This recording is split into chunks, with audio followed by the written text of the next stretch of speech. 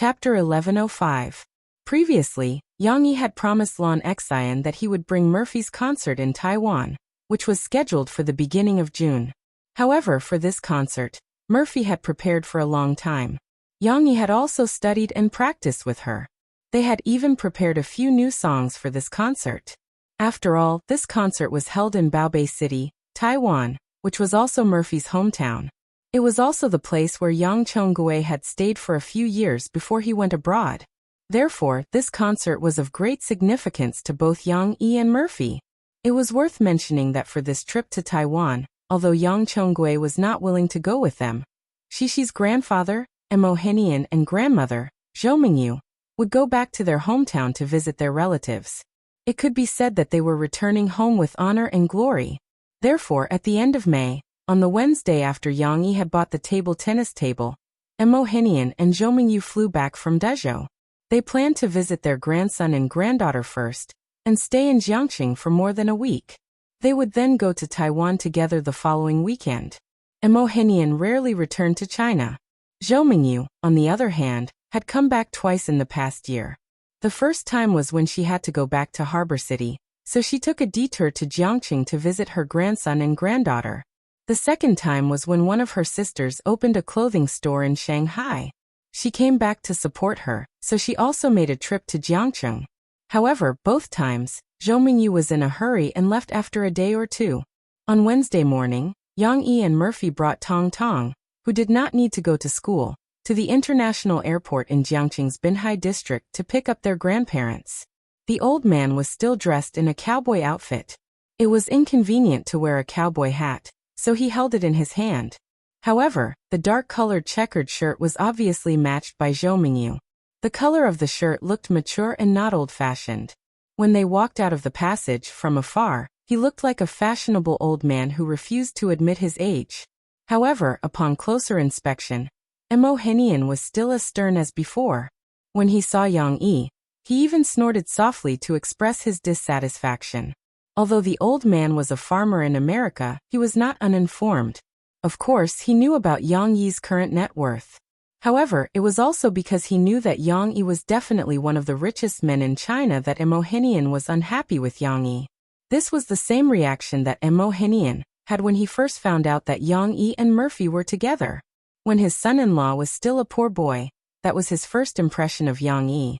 His grandfather was worried that his daughter would not have enough food to eat and warm clothes to wear. Now that his son-in-law had become rich, the old man was worried that the rich man would turn bad. He would be pursued by a group of women and spend all day outside. His daughter would be wronged because of this. Of course, Zhou Mingyu had also asked Murphy this question on the phone. Knowing that Yang Yi was still the same as before and had never left the three of them to spend time outside, they were relieved. However, he would still be unhappy if he had to be. Did a father-in-law need a reason to be unhappy with his son-in-law? Yang Yi had already understood the old man's character. He did not care at all. Moreover, he had even brought the family heirloom. Yang Yi took Tong Tong from Murphy's arms and smiled as he held Tong Tong's hand and said, "Tong Tong, greet Grandpa." Although they hadn't seen each other for a year, it wasn't like little Wancheng hadn't seen his grandfather before. Usually, when Mo Fei had a video call with her mother, she would pull little Wancheng over and let him say hello to her grandparents.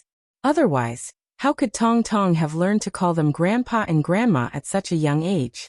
However, Tong Tong was a little reserved now. It seemed that this was the first time he had seen his grandpa in person. When Yang Yi went to the US last year, Tong Tong was still too young. He was only a few months old, so how could he remember?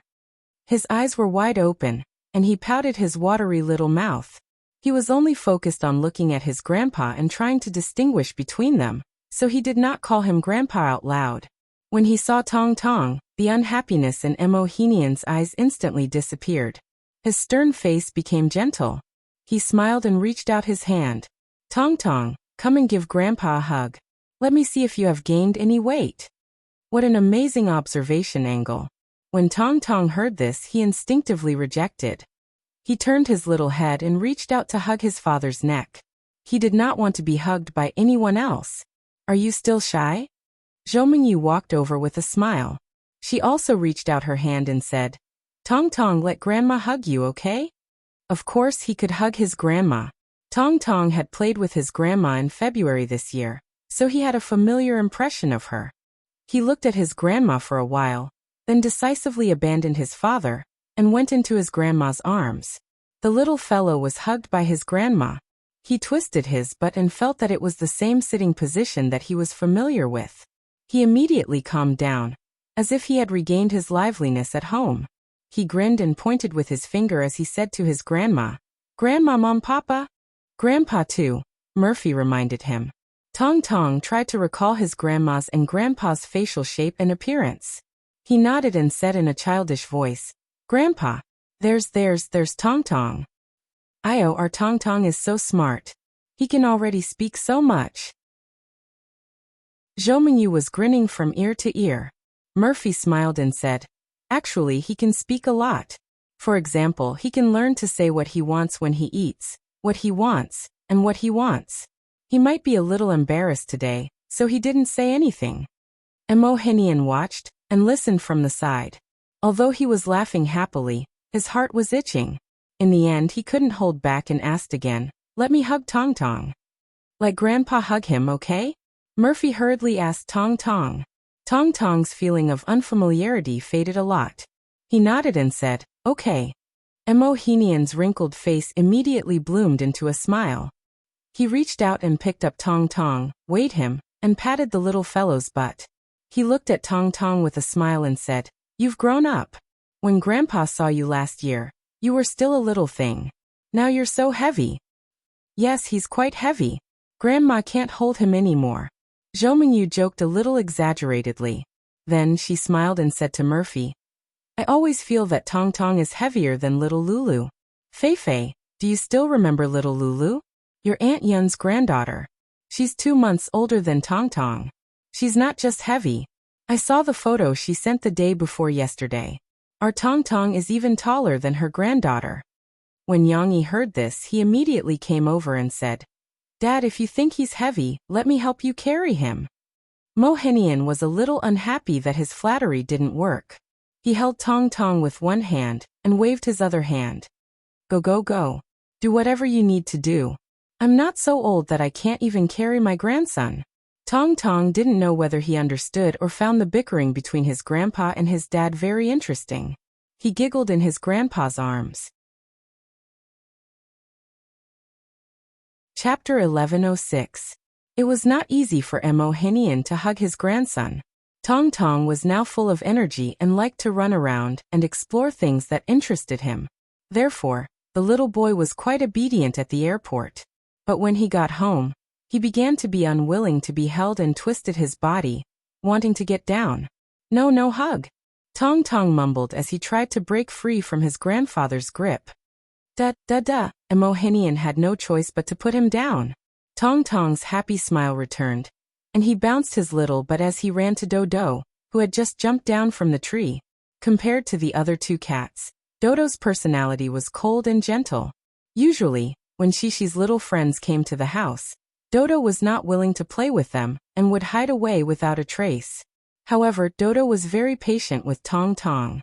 Even if Tong Tong grabbed Dodo's tail, Dodo would only turn its head to look at Tong Tong. Obviously, Dodo knew that Tong Tong was chasing after it, so it slowed down and waited for Tong Tong to catch up. Then, it twisted its tail and crawled between Tong Tong's legs.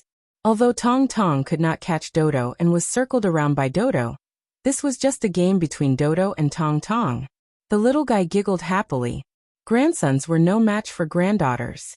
In the evening, Shishi came back from school. Before she got out of the car, she eagerly clung to the car window and shouted excitedly, "Grandpa! Grandma! Grandpa! Grandma!" After her father parked the car, the little girl jumped out of the car with her little backpack and happily pounced on Mo Henian. The old man's face immediately bloomed with a smile again, and hugged this little cotton-padded jacket. "I also want to hug Grandma," Shishi said with a grin. Good. My Shishi is so sensible." Zhou Mingyu smiled and reached out to hug Shishi. However, she almost didn't manage to hug her. After all, Shishi was already a big child. In the end, her grandmother only hugged her for a while before putting the little girl down. She did not mind. After Lon Xian greeted her grandparents, she could not wait to drag them home. Each of them held one hand, and she skipped in front.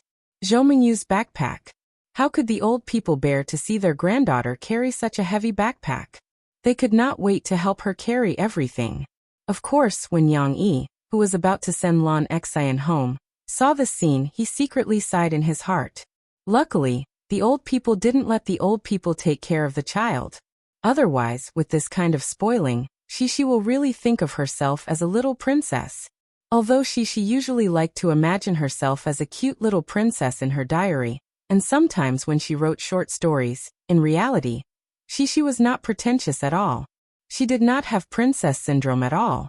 This could be seen from how she usually helped her parents with the housework. However, Yang Yi would not spoil the fun and criticize the old people now. After all, the old people rarely came once a year. Let them dote on their granddaughter. She did not know what her father was thinking. She knew that her grandparents were coming today, so she had a lot to say. At this moment, she was talking to her grandfather with joy. "Grandpa, let me tell you.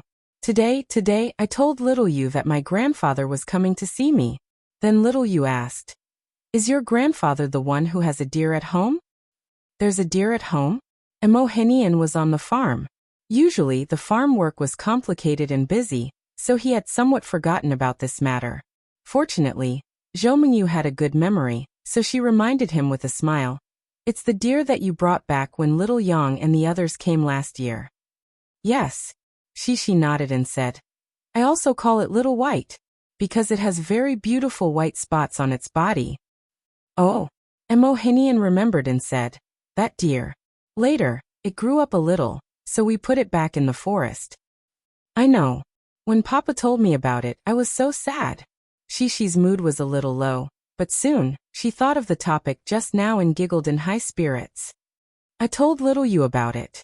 Then little you asked, "Is there a deer's grandfather at home?" It turned out that the little girl felt that the description of her deskmate was very interesting. "Who is little you?" Zhou Mingyu asked curiously. "She's my deskmate. She's also very nice, and her papa is a policeman." She always felt that policemen were very powerful. With Shi at home, the atmosphere suddenly became lively, and Tong Tong came to join in the fun. "Grandpa, let me show you a ping-pong performance." After asking her grandparents to sit down, Shi ran to the side hall excitedly and took her ping-pong paddle and a light ping-pong ball. "Wow, this is awesome. You can play ping-pong now?" Zhou Mingyu applauded with a smile and praised. "Yes. I'm the one who learned it. Dad also taught me." The little girl shook her little but embarrassedly and said shyly, "Grandma, if I don't play well, can you let me try again? I've just started learning." "Of course, Grandma will accompany you and watch you play ping-pong. You can play it very well," Zhou Mingyu said with a smile. "Don't worry, Grandma is looking forward to it." So, Shi performed a ping-pong ball for her grandparents. It had to be said that although Shi was a beginner, her reaction speed was not bad. Moreover, she exercised with her father every day, so her body coordination was also very good. She performed 20 ping-pong balls for the first time. Yes. That's very good." Zhou Mingyu was a little surprised and applauded for Shi with a smile. "Actually, I can do 32 at most." She pursed her lips and explained seriously. Mo Henian said loudly, "Then continue to work hard and break your record. Don't talk about this. The child is already doing very well." "How old is she?" Zhou Mingyu said angrily. She was worried that her granddaughter would be tired. After Cici continued to perform table tennis excitedly for a while, Mo Fei, who had just come over with a plate of fruit, smiled and said, "Cici, since you have performed for Grandpa and Grandma, why don't you let your younger brother perform for Grandpa and Grandma?" "Okay." She agreed without hesitation. Her voice was crisp and pleasant, but soon she fell into hesitation. "But what should my brother perform?" Without waiting for Murphy's reminder, Shi's eyes suddenly lit up. She giggled and said, "I know. My brother can dance." Under the expectant gazes of Mo Henian and Zhou Mingyu, Shi ran to her father and asked for his phone. Yang Yi's phone had songs in it. Shishi found the song, "The King Sent Me to Patrol the Mountains," that she had recorded with her father a few years ago and clicked play. Not only were the lyrics funny, but the melody was also very rhythmic. It was like a dance song that made people want to stand up and dance. When Tong Tong heard the song, his eyes lit up. He even waved his little hand happily. "Brother, get up. Let's dance for Grandpa." Shishi put her phone on the coffee table and excitedly pulled Tong Tong up from the carpet. After little Momo stood up, he looked up at his sister. When he saw his sister twisting and dancing, his interest was completely aroused. He giggled and raised his little hands high, as if he was dancing ballet. However, his feet were dancing in small steps like tap dancing. With a twist and a twist, Xiao Tianguan danced happily. It even giggled as it circled around its sister. Although it was an impromptu and random dance by the little girl, the excitement still made the two elders laugh heartily. Yang Yi and Mo Fei also sat on the side. While watching, they smiled at each other and held each other's hands. This song was actually very meaningful to Murphy and Yang Yi. The first time Yang Yi sang this song for Shishi was the morning after Yang Yi proposed to Murphy. At that time, they were still living in the small building above the coffee shop. After that, Murphy also practiced this song with Shishi and sang it for Yang Yi on his birthday. Listening to it now, it was full of memories. Shishi, who was still a little girl at that time, was now a big sister who could dance with her little brother. Of course, no matter how fast time passed, the wonderful thing was that the family was still happy together. Chapter 1107. After Yang Yi bought the ping pong table, Shishi wanted to invite her friends over to play ping pong. Although Grandpa and Grandma were coming over to stay this week, Shishi didn't think it would affect her. She still sent out invitations to her friends in high spirits. On Saturday morning, Lu Xiaoyu, Yu Xiaowei, Chun Shiyan, and Nan Zhaoyu were all sent over by their parents. The only exception was Yang Luoqi. The little girl had relatives coming over today, so she couldn't leave. Nan Zhaoyu was the last to arrive. As soon as he entered, he saw Mo Henian, who was holding a pair of large scissors and trimming the flower bed. The old man glanced at him and coolly pressed down on the front of his cowboy hat with his finger. The corner of his mustached mouth curled up slightly, and it could be considered a cowboy greeting. "Whose gardener is so cool?" Nan Zhaoyu was dumbfounded. He stood there in a daze, as if a few Remingtons were poking at him, stupidly motionless. "Zhaoyu, you're here too." Shishi cheered and happily welcomed him with her friends. Lu Xiaoyu bounced beside Shishi and said with a smile, "Nan Zhaoyu, you're being rude. You didn't even greet Shishi's grandfather when you saw him."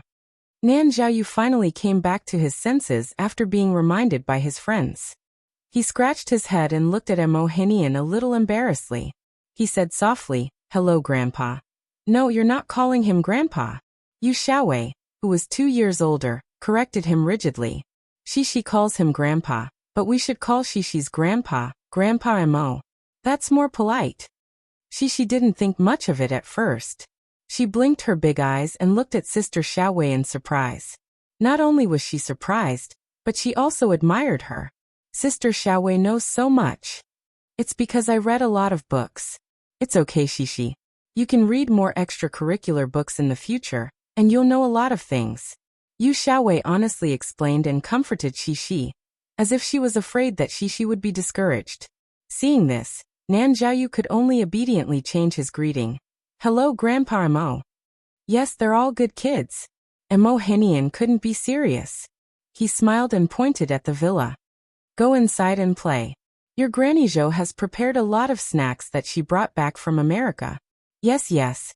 Let me tell you, it's delicious. I've eaten a lot these few days." Lan Xian's eyes lit up and she shouted, let's go back to the house." Thus, the children chatted and laughed and ran back like a swarm of bees. Lan Xian led the way while Shishi blended into the crowd. At first glance, Lan Xian looked more like the owner than Shishi. However, on Thursday morning, when Lan Xian came to school with Shishi, she tried some American chocolates, soft candies, nuts, and other snacks that she didn't have time to take out for her the night before. After that, she couldn't wait to stay at Shishi's house. Zhou Mingyu was very enthusiastic about the children. She took out a few cans of snacks and asked the children to eat.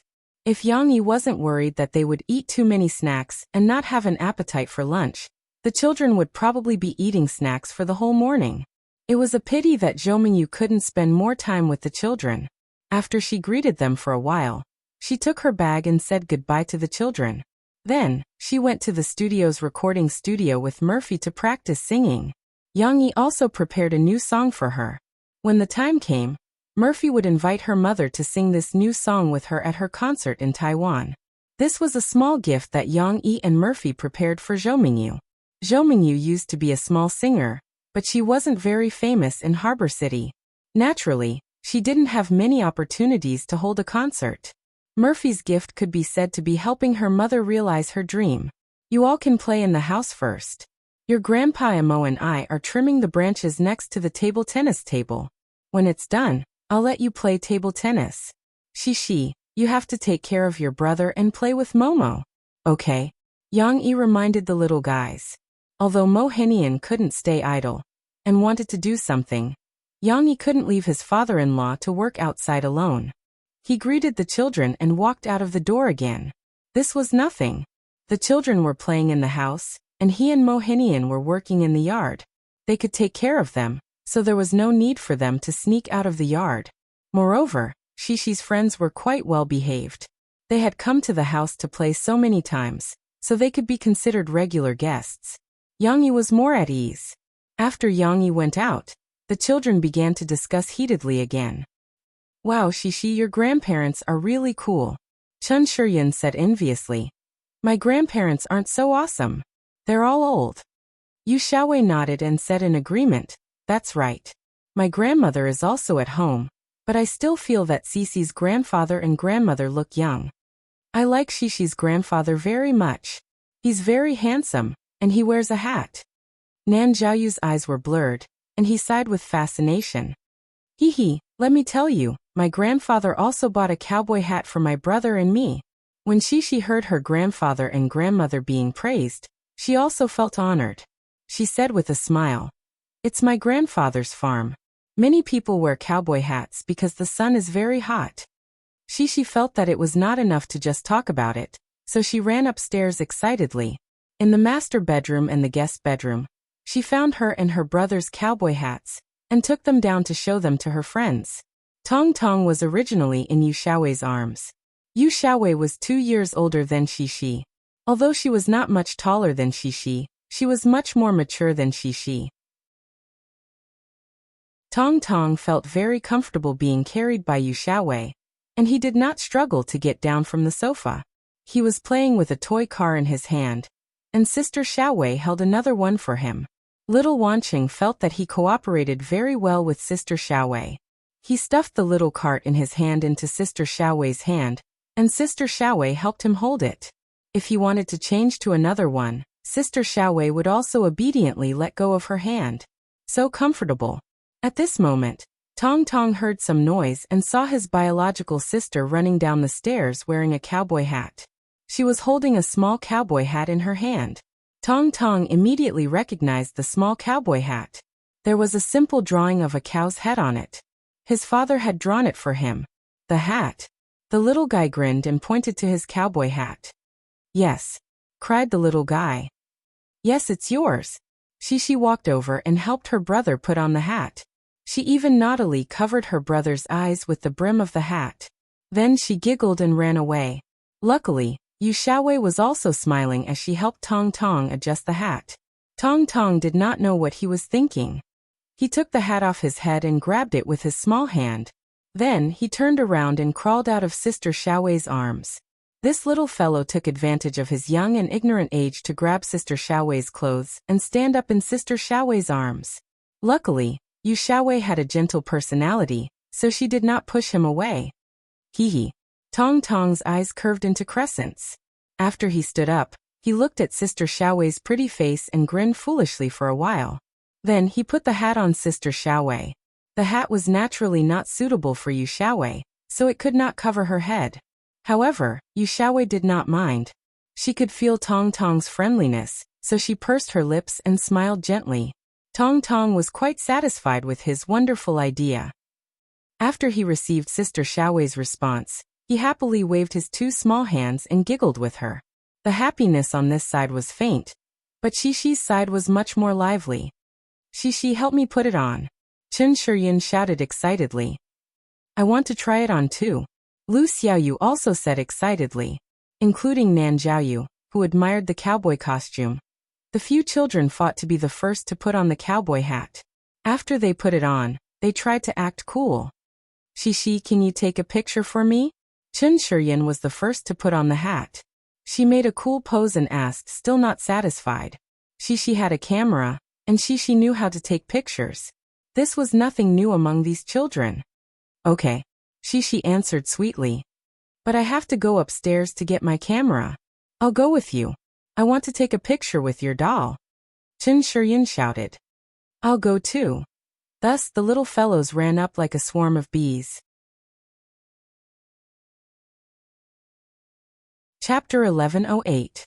While the children were playing in the villa, Yang Yi was wearing a straw hat and holding onto a ladder as he accompanied Emo Henian to trim the branches and flowers in the yard. It had to be said that the weather today was indeed hot.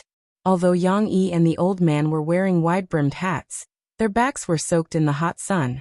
Dad, do you want to take a break? Let me help you. Yang Yi said with a smile as he stood on the lawn and held onto the ladder. No need. You're still young and haven't done any heavy work. Emo Henian panted slightly as he scolded them. Yang Yi could only smile bitterly and didn't dare to talk back. The old man's temper was a little stubborn. Actually, there were specialized gardeners in the villa area who would come every week to trim the flowers and plants.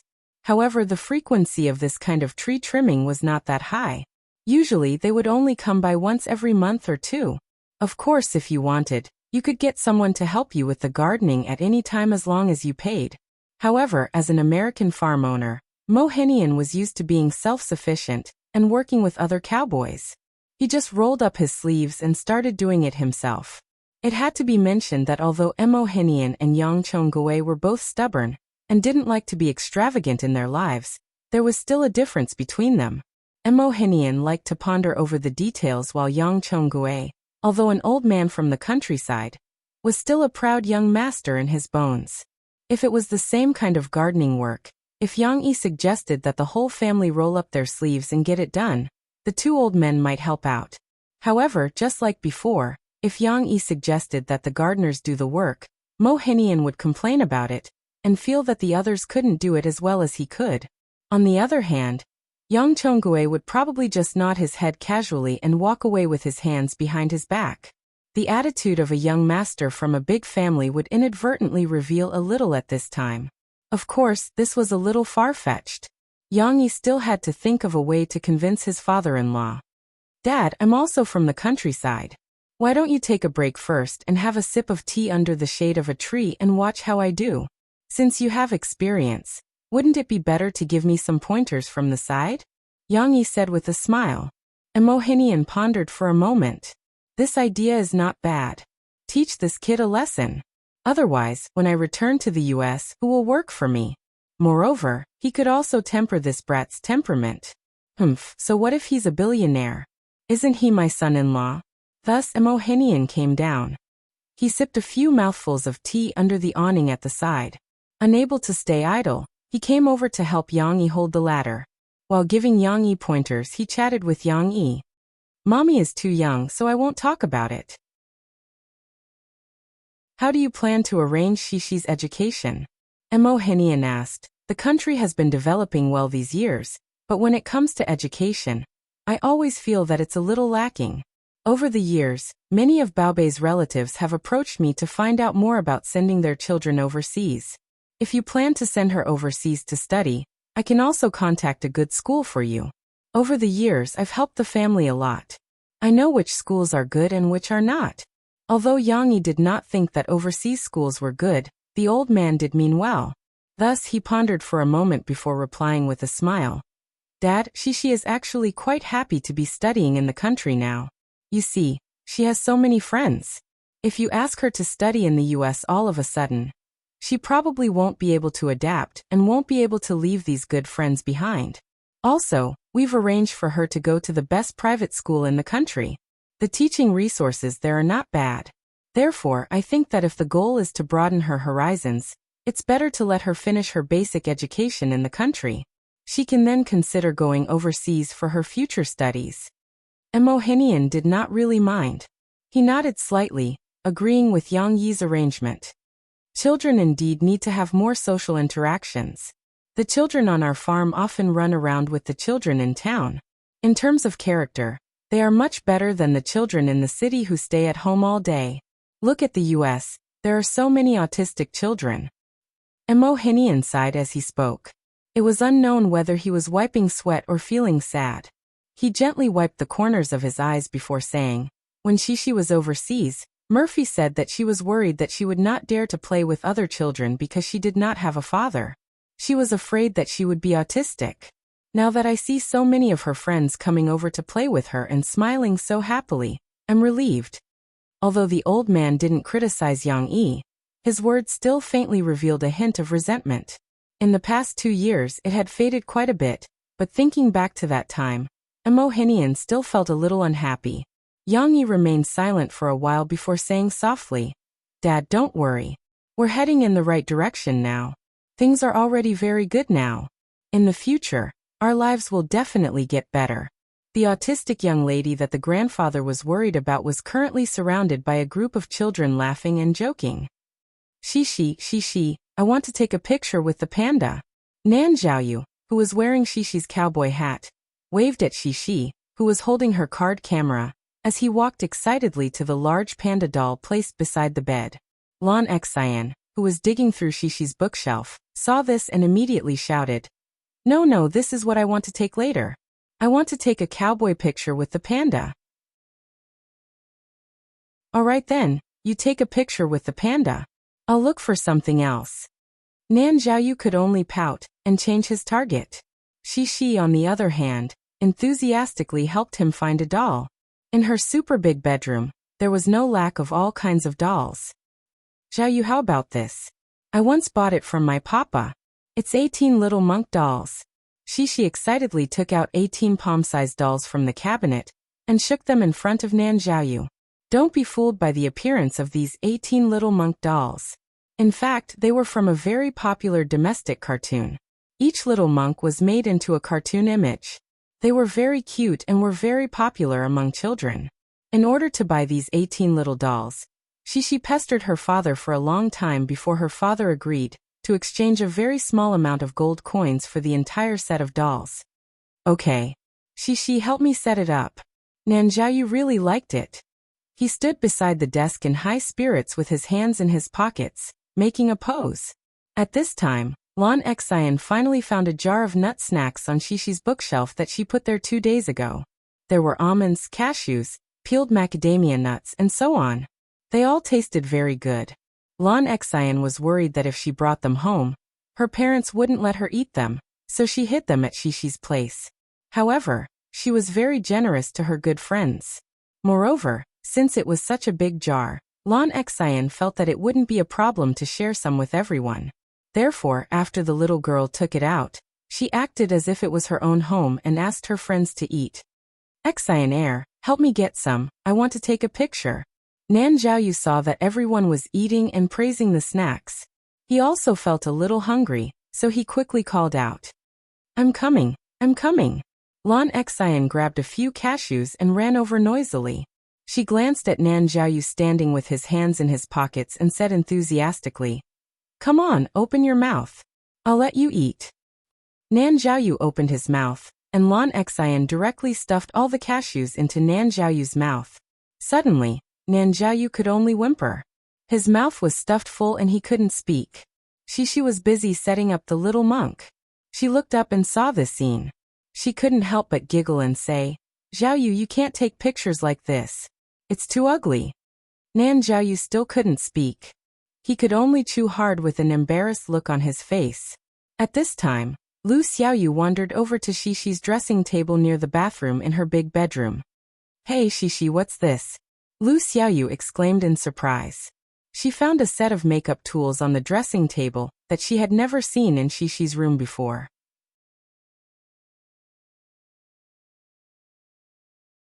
Chapter 1109. Here. Here. Compared to the liveliness upstairs, the living room downstairs was much quieter.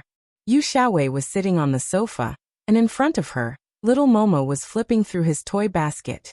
Fortunately, the little guy was wearing pants today, and not just wrapped in a diaper and wandering around. Tong Tong wanted to play with Sister Xiaowei, so he took out all his toys. There were some transformable Autobots, various car models, robot models, and some dolls that he got from his sister. After searching for a while, he stood up excitedly and took out his favorite Autobot and passed it to Sister Xiaowei. Okay. Yu Xiaowei's voice was soft and gentle, and Tong Tong felt comfortable listening to it. However, when he saw that Sister Xiaowei was only holding the Autobot in her arms, he became anxious. No. Tong Tong waved his little hand and walked over. He pouted his little mouth and taught Sister Xiaowei how to play. Oh, so you can transform like this. Sister Xiaowei's surprised voice rang in his ears. Tong Tong raised his little head and looked at Sister Xiaowei's face. He grinned happily. I have this. Tong Tong excitedly took out another transformable robot and gestured with Sister Xiaowei. He wanted to use these two toys to fight with Sister Xiaowei, but Sister Xiaowei did not understand. He could only try his best to explain with his hands and feet. Yu Xiaowei and Tong Tong played downstairs for a while. Tong Tong was still in high spirits, but Yu Xiaowei was a little reserved. Why isn't she coming down yet? Yu Xiaowei turned around on the sofa uneasily and turned her head to look at the stairs. She and Tong Tong had been upstairs for too long, and this made Yu Xiaowei feel very insecure. After all, this was not her own home. Although there was still a little girl who pestered her to play, without her best friend, Yu Xiaowei felt like she was lost in a maze when she was alone in such a big house. Finally, Yu Xiaowei could not stand it anymore. She stood up from the sofa and reached out her right hand. She whispered, "Mommy, let's go upstairs and find Shishi, your sister, okay? Don't play with the toys anymore." Tong Tong blinked and put down the robot in his hands. He naturally held Sister Xiaowei's hand and climbed upstairs step by step with her. She would not have known if she did not look, but when she did, she was shocked. Pushing open the door to Cece's master bedroom, Yu Xiaowei was instantly dumbfounded. She saw her friends who had completely changed. Chen Shiyun's eyebrows were drawn thickly, and she was also wearing lipstick. Moreover, it was a dark blood-red lipstick. However, Chen Shiyun did not know how to apply lipstick at all. She painted the skin around her mouth bright red, making it look as if her mouth was a size bigger. Lan Xian had also put on some makeup. She loved eyebrow pencil and eyeshadow. That's right, she had drawn herself into the shape of a panda. She had huge dark circles under her eyes and looked silly, but she didn't mind at all. Instead, she proudly showed it off. The most flirtatious was Nan Jiaoyu. Wait, what happened?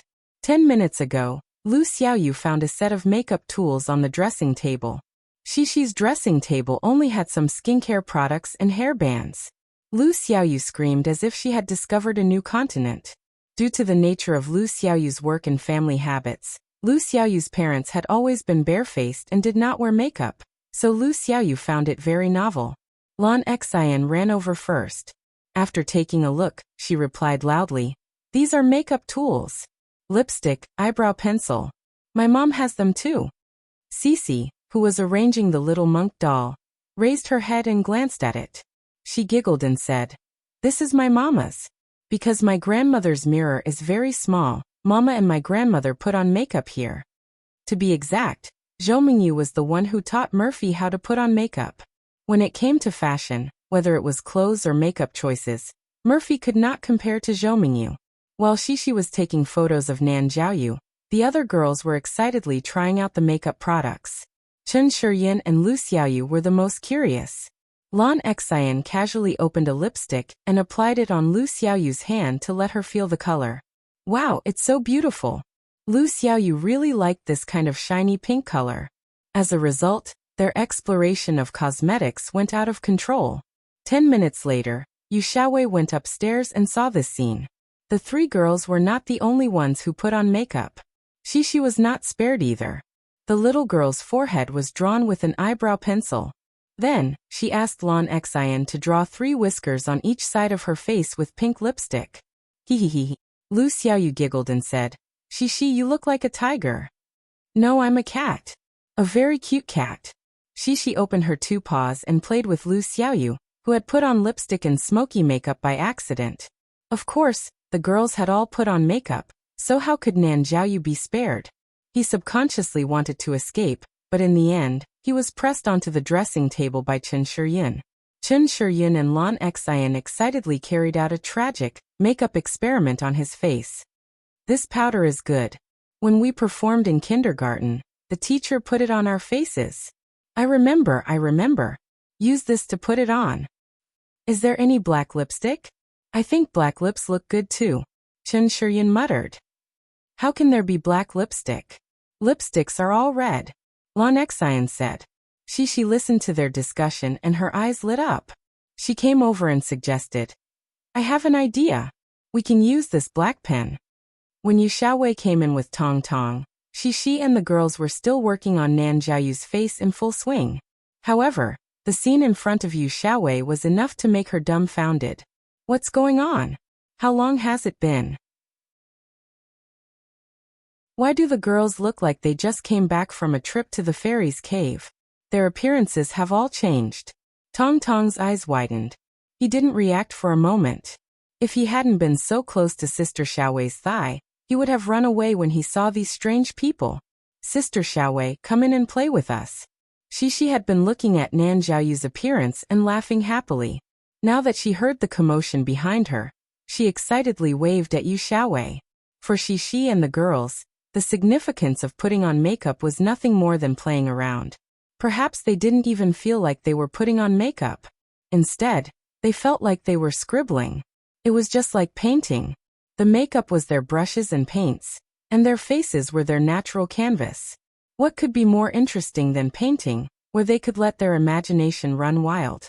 Of course, Yu Xiaowei was 2 years older than Shi and the girls, so she faintly felt that it was inappropriate for them to be fooling around like this. However, she wasn't a tough person. When her friends called her, she pursed her lips and joined in. Little brother wants to draw too. Little brother wants to be a kitten like me. She hugged Tong Tong and giggled. Tong Tong carefully looked at his sister in front of him. He finally recognized his sister.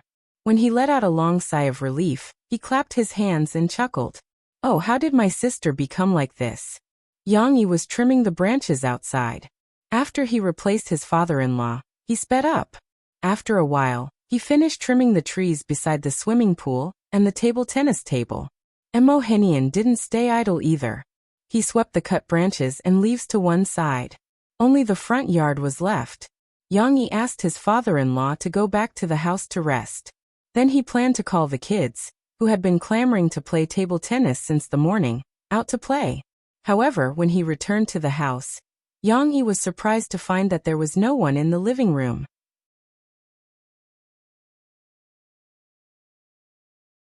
Chapter 11:10. You guys. What did you do? It wasn't easy for Yang Yi to find someone in the master bedroom. In the end, when he saw these little demons and ghosts, he almost couldn't believe his eyes, including Cici. Were these little guys captured by the demons and released after changing their appearances? Yang Yi originally wanted to scold them, but when he saw the excited and nervous expressions on their colorful faces, he couldn't bring himself to reprimand them. He felt both angry and amused at the same time. In the end, Yang Yi pointed at the little ones, who had all kinds of makeup on their faces, and didn't know whether to laugh or cry as he said, "All of you, hey, come out and stand in a row for me to see." After the commotion died down, Cici, Lan Xian, and the others finally realized that they seemed to have gotten into trouble. They lowered their little heads and shuffled to the side with embarrassed expressions on their faces. Since they had to stand in a row, they hoped to stand in a corner, so that they would receive less attention. On the other side were Lu Xiaoyu, Chen Shiyun and Nan Zhaoyu. In the middle was only Yu Xiaowei and Tong Tong, who was quietly hiding beside Sister Xiaowei's legs. Tong Tong also felt that something was wrong. He tried to hide behind a tall sister, thinking that he could avoid his father's sight. However, he didn't expect that they would end up in the middle, and Tong Tong would naturally appear in his father's line of sight. Yang Yi widened his eyes and pointed at Tong Tong, who looked like a little kitten, and said, Hey, you're here too. He didn't know whether to laugh or cry. Tong Tong also had a few strands of his beard, but perhaps because he felt uncomfortable, Tong Tong unintentionally wiped it. In the end, the color became a mess on his face, and there were lipstick stains on his sleeves. Being laughed at by his father, Tong Tong embarrassedly hid behind Sister Xiaowei and smeared some lipstick stains on Sister Xiaowei's clothes. Yu Xiaowei's expression was the most flustered. She felt that Yang Yi was going to fly into a rage when he asked them to stand in a row. Yu Xiaowei, who was more mature, felt very guilty at this moment. Her eyebrows drooped, and her eyes were red with tears. Yu Xiaowei didn't notice Tong Tong hiding behind her at all. Her heart was in a mess, and she almost burst into tears. Xiaowei, why are you crying? Yang Yi squatted down and rubbed Tong Tong's hair in annoyance and amusement. Just now, he thought that Yu Xiaowei's face was red because she was wearing makeup. Moreover, as soon as he asked this question, Yu Xiaowei sniffled and tears fell from her eyes. Hearing that Yu Xiaowei was crying, Cici and Lan Xian, who were trying their best to hide to the side, no longer cared about themselves. They quickly surrounded Yu Xiaowei and said with concern, "Oh, Sister Xiaowei, don't cry." Fortunately, the current Yu Xiaowei was no longer the Yu Xiaowei that Shishi had just met last year. The Yu Xiaowei was a lot more cheerful and was willing to explain. Uncle Yang." The little girl sobbed and explained. "Don't be angry, okay? I know I was wrong. Please don't stop me from playing with Shishi." It turned out that Yu Xiaowei had been frightened by Yang Yi. "Yang, I didn't do anything." Perhaps because Yu Xiaowei was antisocial when she was young, she didn't like to play with other children. Other adults also thought that she was mentally ill, so they told their children, "Don't play with that Yu Xiaowei." These things had left a deep shadow in her heart. Now Yu Xiaowei was also very scared. She was worried that she would be too naughty this time and make Uncle Yang Yi say such things. Of course, Yang Yi wouldn't do that. He had originally made the little fellows stand in a row, because he wanted to see how much trouble they were causing. At the same time, he wanted to reason with them. But now that he saw Yu Xiaowei so scared, he was too embarrassed to blame them. How could it be? Why wouldn't Uncle let you play with Shishi? Yang Yi smiled and said, "You and Shishi are very good friends." "Yes, Sister Xiaowei and I are very, very good friends." Cici hurriedly nodded at the side. When she saw that Yu Xiaowei was crying, she was also a little worried. The originally cute kitten was now worried and pitiful. She mustered up her courage and said, "Papa, don't be angry with Sister Xiaowei, okay? You can be angry with me. It's my fault. It's also my fault. I used Shishi's grandma's cosmetics first."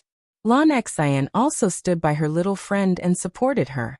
She hesitated for a moment, then pouted and said, "Papa Yang, how about you punish me by not allowing me to eat snacks for a week? But don't blame Sister Xiaowei, okay?"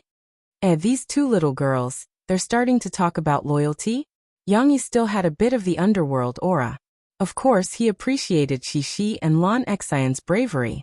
However, in order not to let the little guys have too much psychological burden, especially Lu Xiaoyu and Nan Xiaoyu, who were still scared and didn't dare to say a word, Yang Yi smiled and said, "Who said that I want to blame you when I let you stand in a row?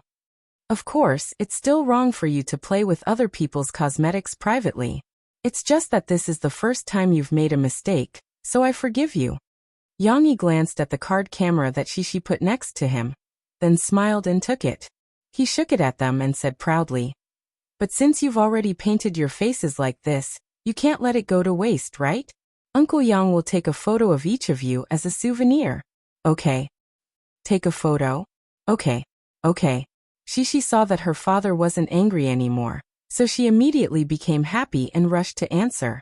Lan Xian also shouted excitedly, "I want to take a photo too. Papa Yang, take 2 more photos of Xiaoyu." We've painted him the most." Nan Xiaoyu's cheeks were covered in rose-colored blush. This blush was rarely used, because Nan Xiaoyu's cheeks looked like they were floating in the high plains. In addition to the blush, his lips were still black, as if he had eaten something poisonous. The most flirtatious thing was that some little girl suddenly had the idea to paint pink lipstick on his eyebrows and the eyelids under them. Yang Yi couldn't bear to look at this scene. However, Nan Xiaoyu didn't resist.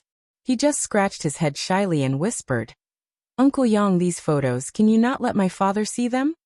Yang Yi held back his laughter and said, "It's okay, I'll take photos for you and save them. When you grow up and don't remember this, I'll show them to you and let you see how you played around in your childhood. I'll let you be happy now, but in the future, you'll be dumbfounded." Yang Yi thought evilly in his heart. "Papa, do you want to take photos for little brother?" Obviously, Shishi's attention wasn't here at the moment, so she asked curiously. "Of course, how can I leave Momo behind?" Yang Yi laughed. "Then, I want to redraw little brother's face. His face was erased, so it doesn't look good." Shishi looked at her father with pleading eyes and said, "Papa, give us a little more time, okay?" "Of course, do as you please." Yang Yi generously waved his hand and said cheerfully. Tong Tong blinked innocently. His little hand was still holding Sister Xiaowei's clothes. Yu Xiaowei had stopped sobbing.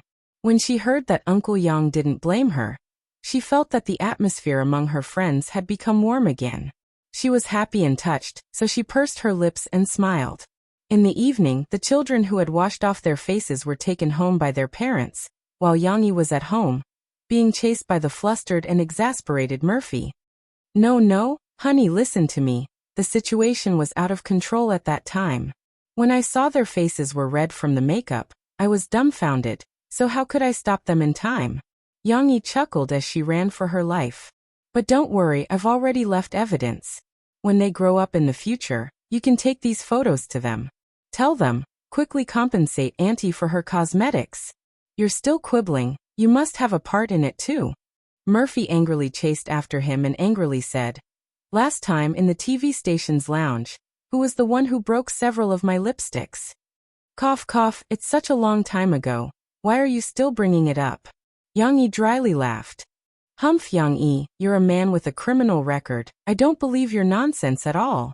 You're framing the children, Shishi is fine, but you're framing Momo. I don't believe it. I'm innocent. Ah.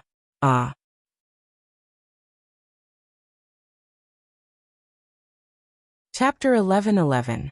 Murphy's concert at Baobei Station had been closely watched by the media for almost half a month. If it was just a normal concert, even if Murphy was the most popular diva in the Chinese music industry, it would still be difficult to attract the media's attention. However, according to the venue in Taiwan, Yang Yi had spent a lot of money to set up special effects that were comparable to the Spring Festival Gala for this concert. In addition, Taiwan was Mo Fei's hometown, so this situation was not a secret. Naturally, the media was very curious about what kind of tricks Yang Yi would play in this concert. In addition to the equipment at the venue, there were also many interesting news reports. For example, the 6 people of the Limit Challenge had already arrived in Baodao. In addition to recording a special episode, their agent also revealed that the 6 people of the Limit Challenge, including Yang Huan and Zhu Jie, would be attending Mo Fei's Baobei Station concert as special guests. Another example was that a reporter had received an affirmative answer from Chen Yijie. "I received an invitation, so of course I will attend. I will attend all 3 events." In addition to Chen Yijie, there were also Taiwanese singers Qin Yu, who had gained a new lease of life through I Am a Singer, and Yang Yi's own group of folk singers, Thousand Miles Creek Tree, who were currently popular with folk music fans. They all announced their itineraries on micro-broadcasting. "See you at Baobei." Obviously, this was a very high-standard concert. Not only were the Taiwanese fans excited, but the other fans who had gotten tickets to this concert also couldn't wait to book tickets to Taiwanese. They even expanded their itinerary to include sightseeing and food. After all, Taiwanese was famous for its tourism resources. Just like before, on Friday afternoon, after Shishi and Lan Xian finished school, Yang Yi picked up the 2 girls. They didn't need to go home, so they left Wuhu District directly and went to the airport in Binhai District to meet up with Murphy, Tong Tong, and the 2 elders. This time, Murphy went with the big group because the concert was scheduled for next Monday. In fact, Monday to Wednesday was the Dragon Boat Festival holiday. With the 2-day weekend, this short holiday was enough for many fans to arrange their itineraries. Of course, since Murphy was leaving now, there was enough time for her to arrange the rehearsals for the concert. Taking a plane was nothing special. After all, It took less than 2 hours to fly from Jiangqing to Baobei. It was much more comfortable than flying from Jiangqing to Chengdu. This time, Tong didn't feel sleepy when she got off the plane. She was in her mother's arms and she looked around energetically at the fans and reporters who came to pick her up. It was so lively. Outside the airport, it was simply a sea of people. Little Momo was curious and nervous as she lay in her mother's arms. She didn't dare to move, but her round eyes kept moving around and looking around. Taiwan was Murphy's hometown after all. The number of fans who came to pick her up was several times larger than the number who came to pick her up in Chengdu. The local police had already been dispatched to maintain order. However, it had to be said that although there were a lot of fans outside the airport, they were all very well-mannered. They did not crowd out through the passage that was guarded by the police. They just stood where they were and happily held up the flags, slogans, and even lit up support signs that they had prepared. The words on the signs were quite interesting. Murphy, welcome home. Murphy, you are the pride of Taiwan's children. Yang Yi, Treasure Island's son-in-law, multi-talented, we love you. This big slogan even had rhymes. Unfortunately, they just held it up and didn't shout it out. There were also support signs with Shishi and Tong Tong's names. It seemed like these were really hardcore fans. When Murphy saw this scene, she was so touched that she couldn't help but cover her mouth with one hand. Her eyes were glistening with tears. When she was young, she used to come back to Taiwan during the holidays. However, after she debuted, she was very busy with work. Moreover, Taiwan's entertainment industry was leaning towards China, so she rarely came back to her hometown. She really didn't expect that her hometown fans would prepare such a big welcome ceremony for her. When Yang Yi saw this, he let the two elders hold on to Shishi and Lan Xian while he took over Tong Tong. He wanted to give Murphy some space to thank her fans. However, they didn't expect that the surprise wasn't just limited to these slogans. Before Murphy walked up to say something, someone in the line of fans suddenly shouted, 3, 2, 1. After the countdown ended, hundreds of fans sang Murphy's song in unison. For you, I used half a year's savings to cross the ocean to see you. This song was written by Yang Yi for Murphy. It could be considered one of her famous songs, so it was very appropriate to use it here. In an instant, Murphy, Yang Yi, and Zhou Mingyu, who were behind her, were all touched. Thank you everyone. Murphy smiled as she wiped away her tears. She wasn't good with words, so she didn't know how to thank them. She could only bow gently and say, "Thank you for your constant support. In the future, I will definitely come back often. If there is a chance, I will continue to hold concerts in Taiwan." As it was inconvenient to bring the children and elders, Yang Yi and Murphy thanked their fans and got into the nanny van driven by the bodyguards. The nanny van slowly drove out of the airport. The fans behind them didn't disperse for a long time. Returning home in glory, this is how it should be. Earlier, Mo Henian didn't say a word and solemnly acted like a family head. However, when he got into the car and the windows were slowly closed, he couldn't help but sigh. Old Master Mo had a big farm in America and was considered a successful person in his hometown. However, when compared to the attention that Murphy received when she came back, the difference was obvious. "Papa, how is this returning home in glory? I'm just here to hold a concert." Mo Fei shook her head and said honestly, "I'm not here to show off in front of the villagers." Mo Henian was fuming, but before he could say anything, Zhou Mingyu pulled Murphy's hand and said with a smile, "Just let him show off for a while. This person is usually very prideful. It's rare to have a chance to show off, so of course he has to grab it." "How am I showing off?" Mo Henian said resentfully. "When am I prideful? You don't understand." This time, they didn't have to stay in a hotel. Mo Henian had an ancestral house in Baobei. Although it looked old, more than 10 years ago, Mo Henian had made some money from his farm in America and had come back to renovate it. However, although the renovations were done by others, the interior design and structure of the house and yard were all done by Mo Henian himself. With his architectural design ability, his old profession, this small courtyard was also a unique place. Moreover, as they planned to come back to live in these few days, Mo Henian had asked his relatives to come over and help clean and tidy up the house.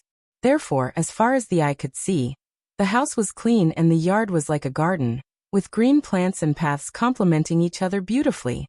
Lon Excian, who was picky, couldn't stop praising. Wow, what a beautiful house. Excian Air, can I stay in the same room as you? Cece's footsteps were light as she ran ahead excitedly. After looking around, she ran back and said while blinking her big bright eyes, I saw a room with a bed next to the window, and there were many books on the wall. Okay. Lon Excian agreed. She believed in Shishi's taste, and the little girl also liked to stay with Shishi, so that they could whisper for a while at night. Yang Yi followed them to take a look and found that it was a combination of a study and a bedroom. The space was not very big, but the layout was relatively clean and tidy. Moreover, outside the transparent window was a beautiful small courtyard. Now that the lights illuminated the whole courtyard, it looked really beautiful. You want to sleep here? Yang Yi still felt that this place was a little small, so he said with a smile. You can sleep in the bedroom inside. This bed is a little small. Of course, it could still accommodate the two little girls. Yang Yi was just worried that the degree of comfort was not as good as a real bedroom. Oh no, Papa, I like this room. There are so many books. Papa, I like to read. Shishi pouted and shook her little head. Perhaps this was called each flower in each eye? As soon as Shishi arrived, she felt that this room was suitable for her, so naturally, she was not willing to change. Yang Yi could not persuade Shishi and Lon Excian, who agreed with Shishi, so he had to go to the bedroom and bring in a softer bed, quilt, and pillows for Shishi and the others to change. How could Yang Yi bear to let his daughters sleep on this kind of simple bed that was not meant for people to live in? After Murphy bathed the two little girls, Yang Yi came to visit again. Seeing that the two of them were laughing and playing together on the bed, and were not afraid of the strange environment at all, he was relieved. Turn off the light and go to bed early. Yang Yi reminded them, and then went back to his and Murphy's room.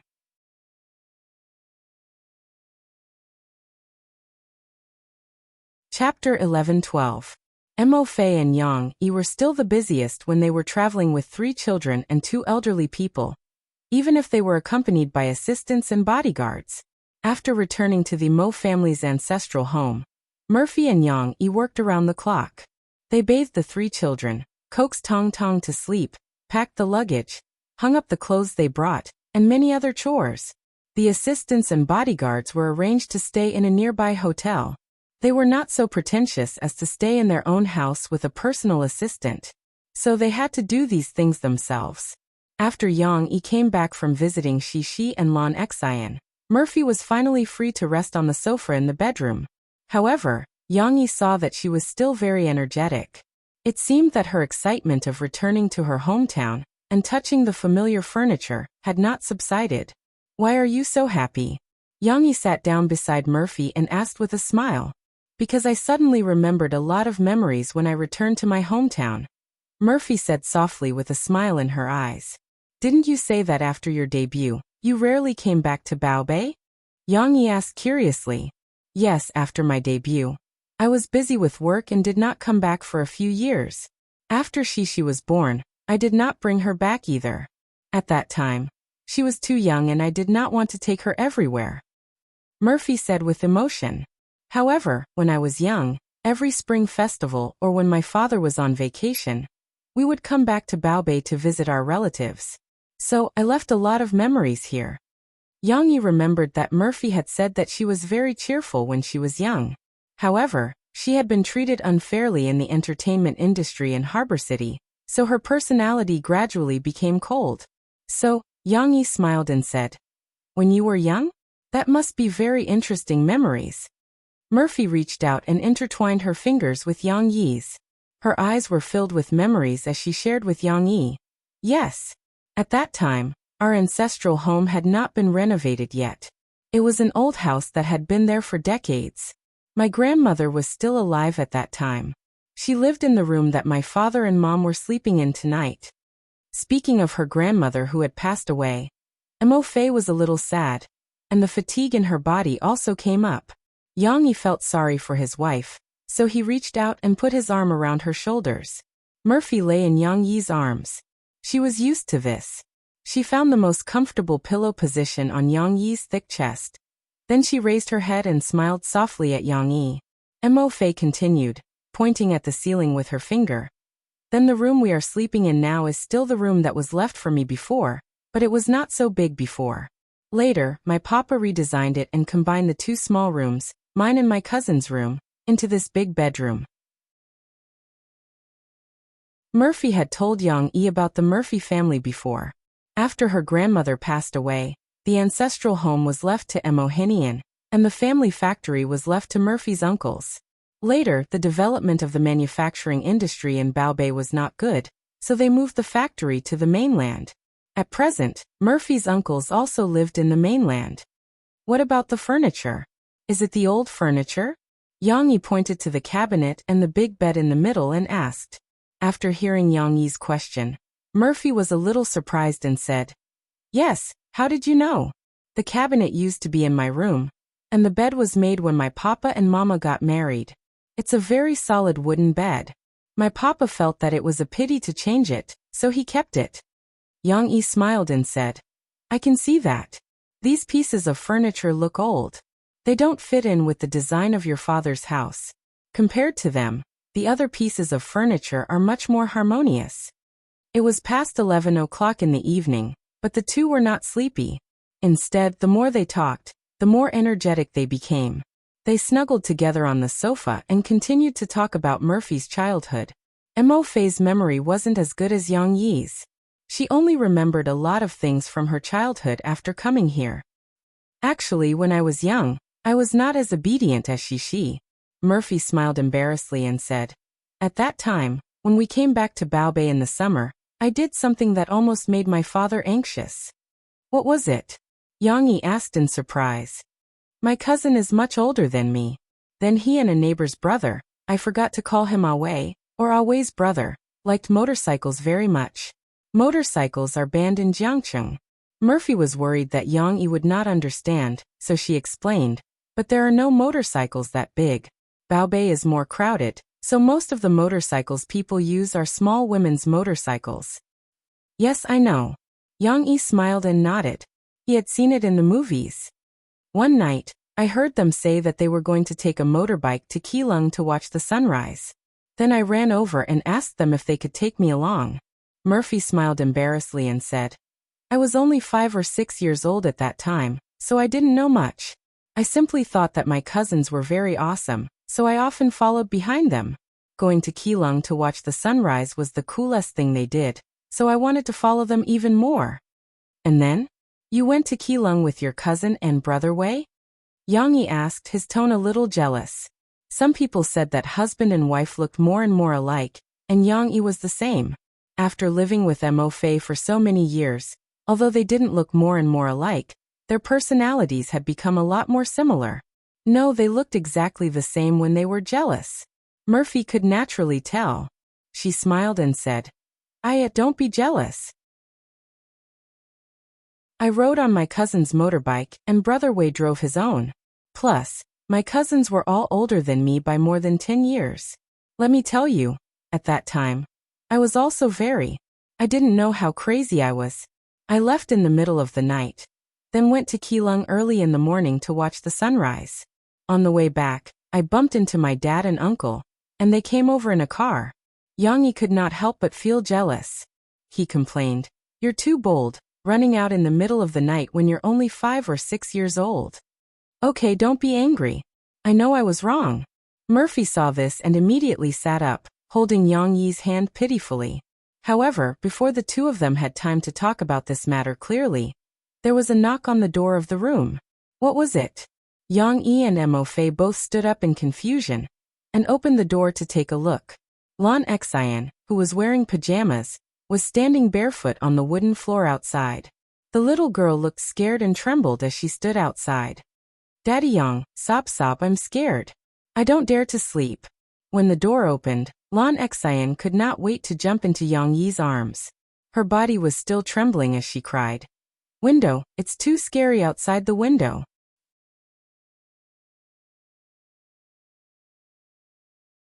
Chapter 11:13. Yang Yi picked up Lan Xian and coaxed her for a while before he figured out what had happened. It turned out that when they were sleeping, Old Master Mo turned off the lights in the yard. All of a sudden, it seemed that the whole world had become dark and quiet. Lon Exile was not like Shishi, who slept peacefully and punctually. She was still squinting and tossing in bed, thinking about what to eat tomorrow.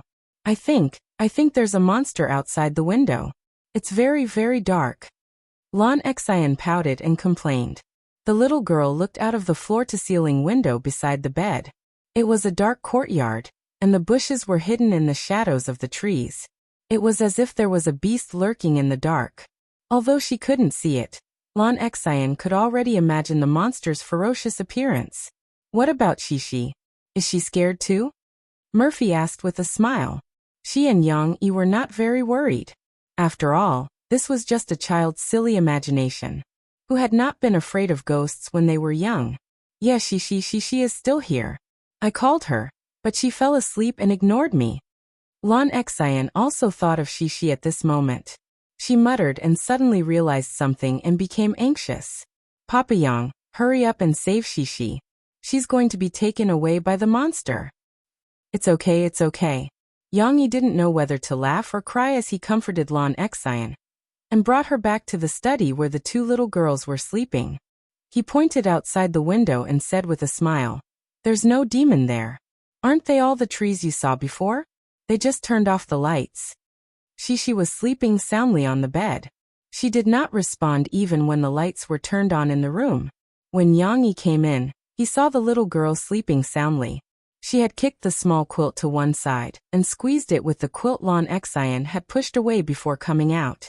After turning on the light, Lon Exile let out a sigh of relief, but she still muttered with lingering fear, "But I'm scared. Why don't we change rooms tonight?" Yang Yi smiled and said, "Uncle has an empty room next door. When you sleep, you don't have to look at the courtyard. What do you think?" "What about Shishi? We can't leave Shishi here." Lon Exile calmed down and was still concerned about her little friend. She said exaggeratedly, "If Shishi stays here, she will be taken away by the monsters. Shishi is not Tang Sanzang. Why would a monster like her?" Yang Yi smiled. He remembered that when Lon Exile was in kindergarten with Shishi, she had heard a lot of stories from Yang Yi's journey to the west. She didn't remember anything except those gods, demons, and monsters. Of course, since he was going to change rooms for Lon Exile in the middle of the night, Yang Yi also wanted to change rooms for Shishi. It just so happened that the room next to Yang Yi's was bigger and more comfortable than the study, so there was no need for the two little girls to squeeze on a small bed. When he moved the beds for them, Lon Exile yawned. However, since she didn't sleep in the middle of the night, she was still quite energetic. In order to help her father, the little girl hugged her small pillow and followed behind Yang Yi. Then, she followed Yang Yi to pick up Shishi.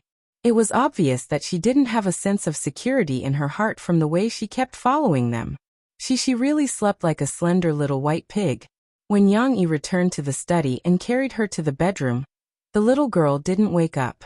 She just murmured and then twisted her body in her father's arms to find a comfortable position. She continued to bury her head in her father's chest and slept soundly. "Father Yang, can I sleep with the lights on?" Lon Exile climbed onto the bed and pulled the small quilt to cover her legs. Then she looked at Yang Yi and asked, "Sleeping with the lights on will affect the quality of your sleep?" Yang Yi thought for a moment and smiled gently. "How about this? I'll stay with you for a while. After you fall asleep, I'll go back to sleep, okay?" Lon Exile's tense little face finally relaxed at this moment. She nodded happily.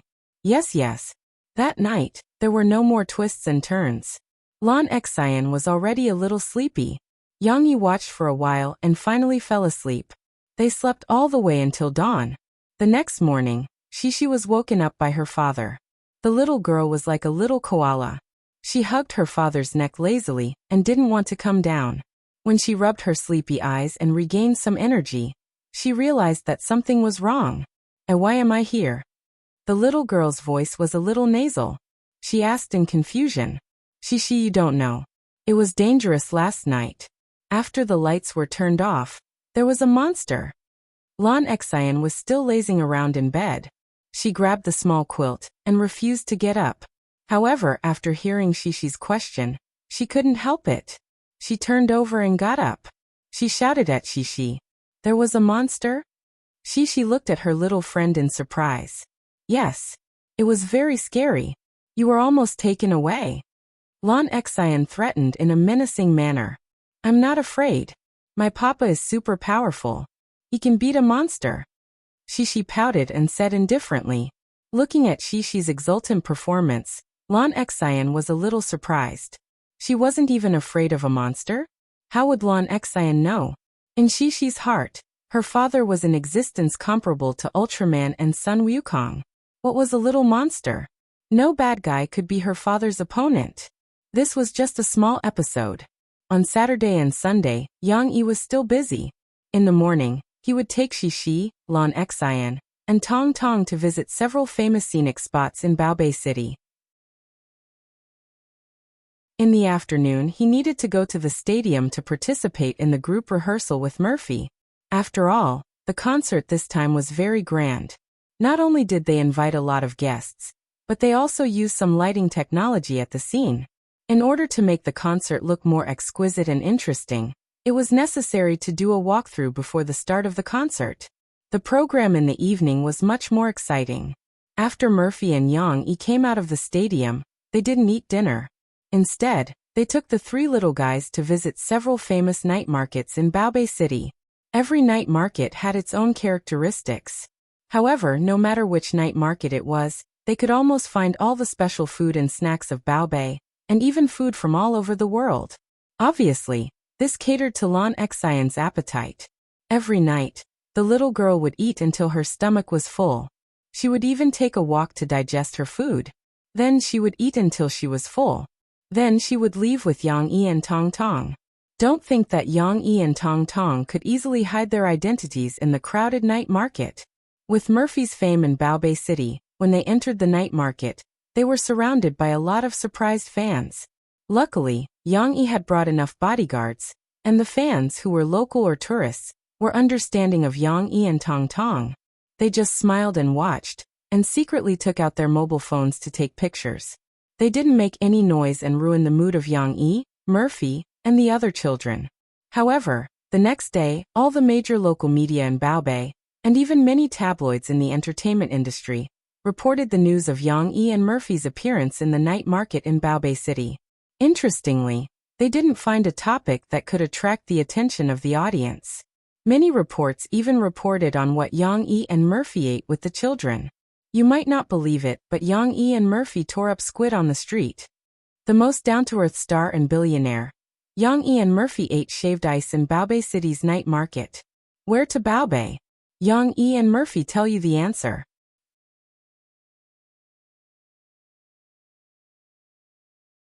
Chapter 11-14. In Baobei City, the night market was Lan Xian's favorite, and Shishi and Tong Tong praised it.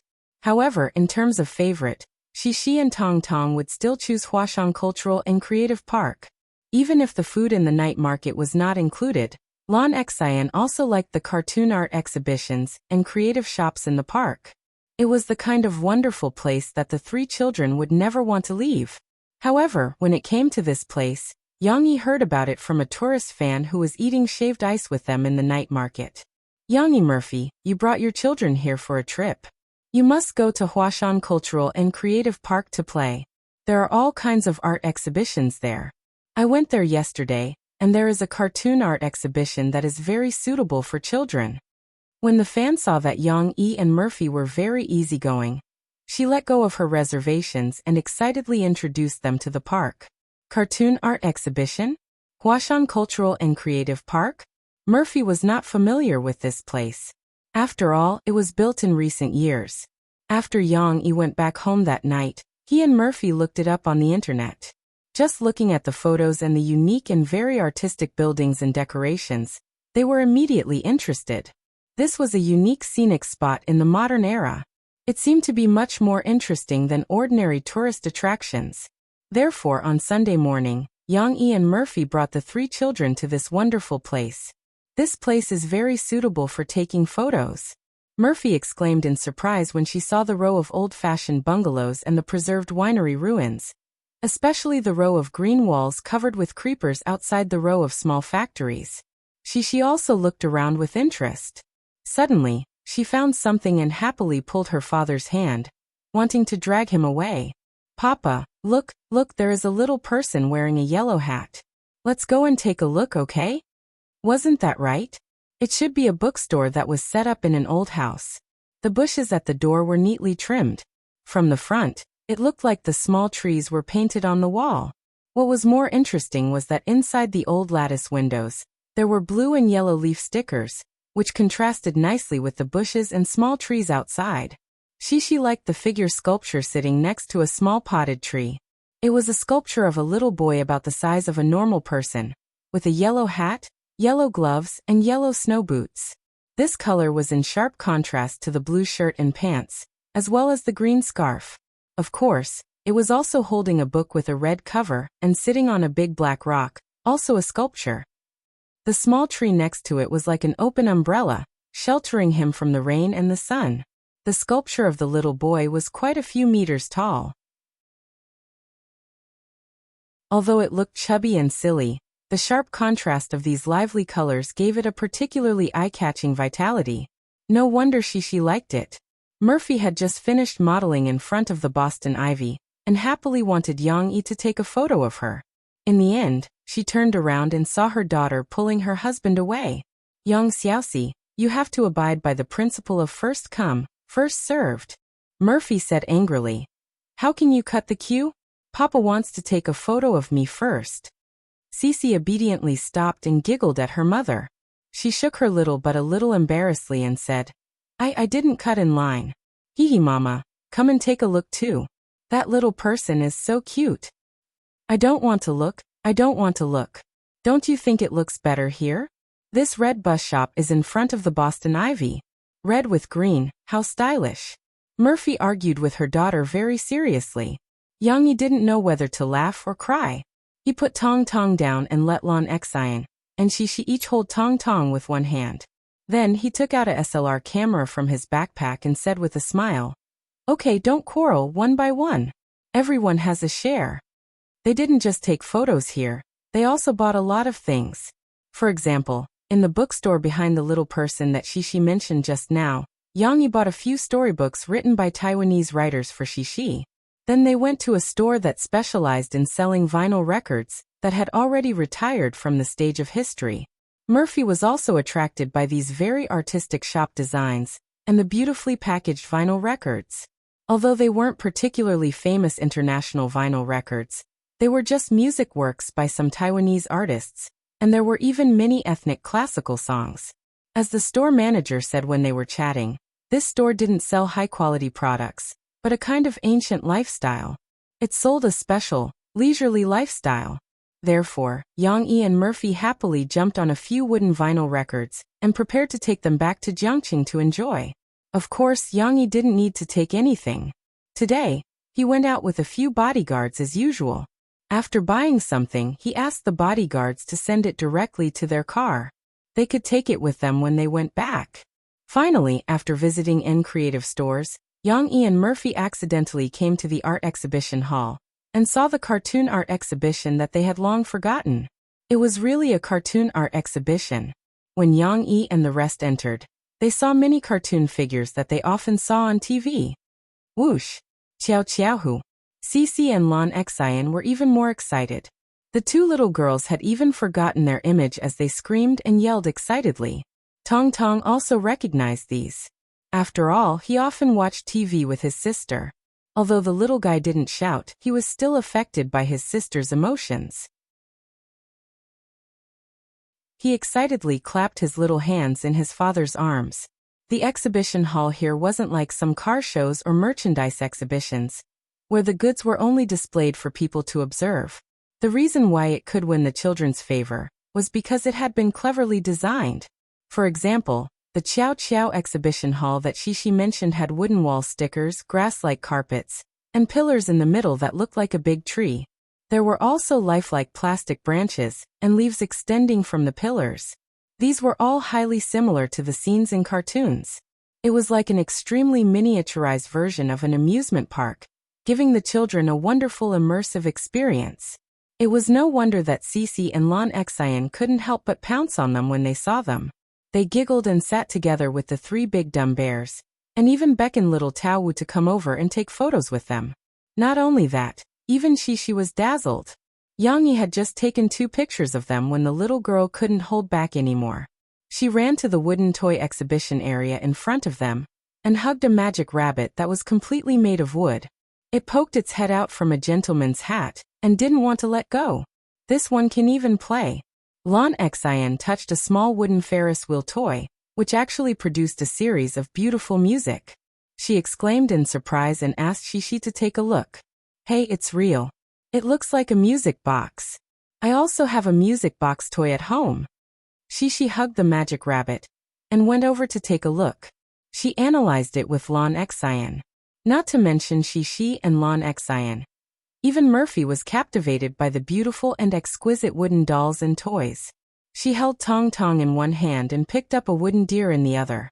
She smiled and showed it to Yang Yi. Look at this, it's so cute. It was as if at this moment, Murphy had also returned to her teenage years. Her little starry eyes were as happy as Shishi's. However, there was a problem. There were so many wonderful wooden toys. Were they going to buy them all? Yang Yi felt that he couldn't bring so many, but looking at the little girls, they were unwilling to put down their favorite wooden toys.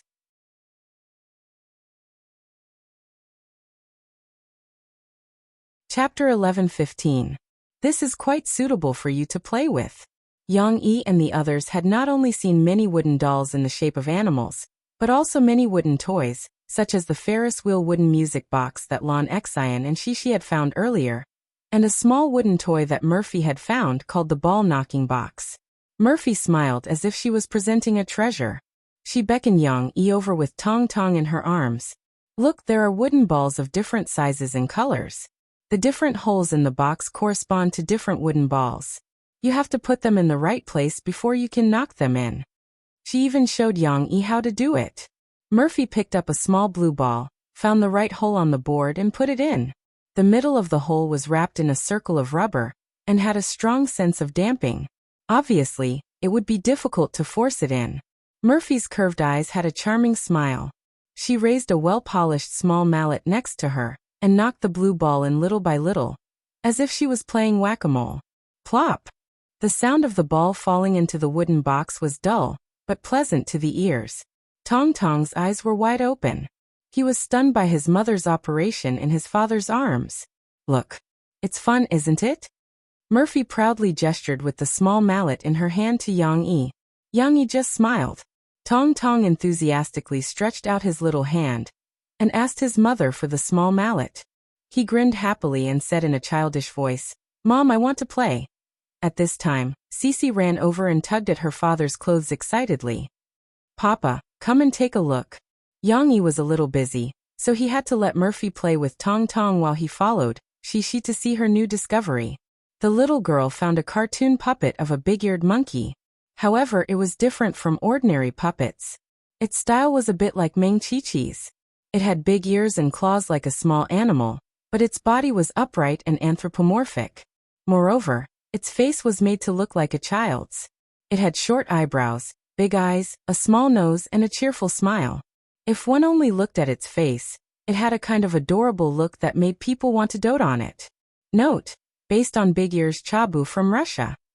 If you include its big ears, then this big-eared monkey would be even cuter. This was because other than its human-like face, its brown fur made it look more like a little doll wearing a one-piece nightgown with big ears. The combination of the furry doll and the puppet naturally attracted Cece's attention at once. Papa, look, isn't it super cute? She pulled her father over. Her big watery eyes looked at her father with anticipation as she said excitedly and nervously. Yang Yi could of course understand. Although the little girl didn't say it directly, her meaning was, Papa, such a cute big-eared monkey. Let's bring it home, okay? Lon Exayan helped Shishi hold the magic rabbit she wanted before, but she didn't want to be left out. She giggled and interrupted. Shishi, look, there's more. The big-eared monkey is holding an apple in its hand. I thought it was a real apple just now.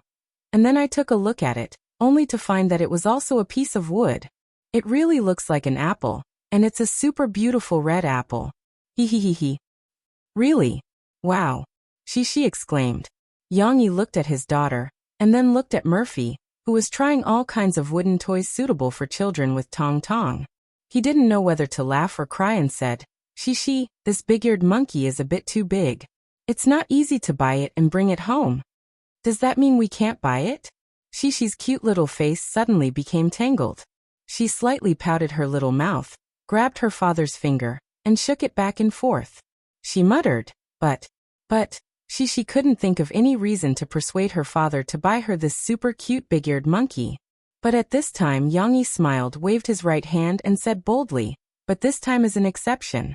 Even if it's troublesome to bring it home, we'll find a way to buy it. He couldn't help it. After all, he also admired the design of these wooden arts.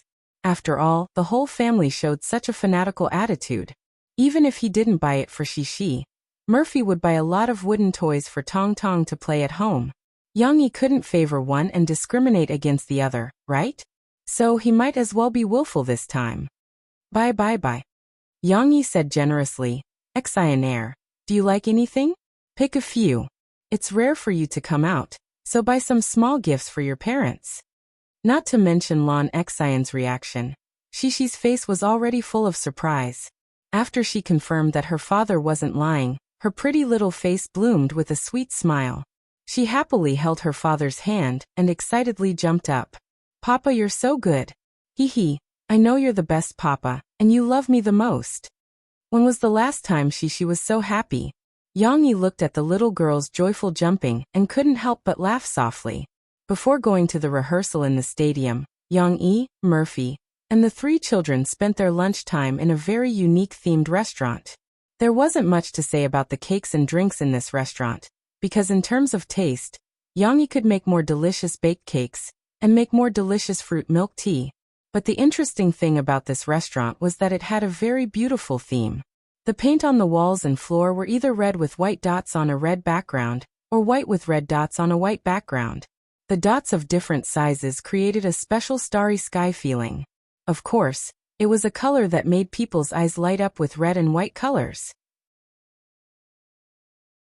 Not only the decorations on the walls and floor, but the tables and plastic seats were all adorned with a very cute white background and red dots.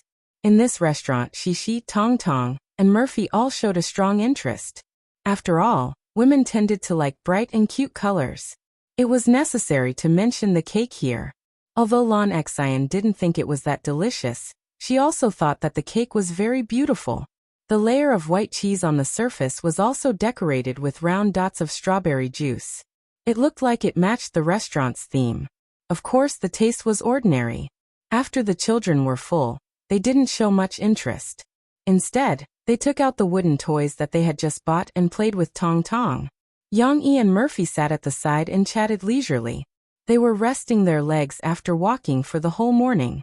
Do you know what I was thinking when I made my comeback in the past?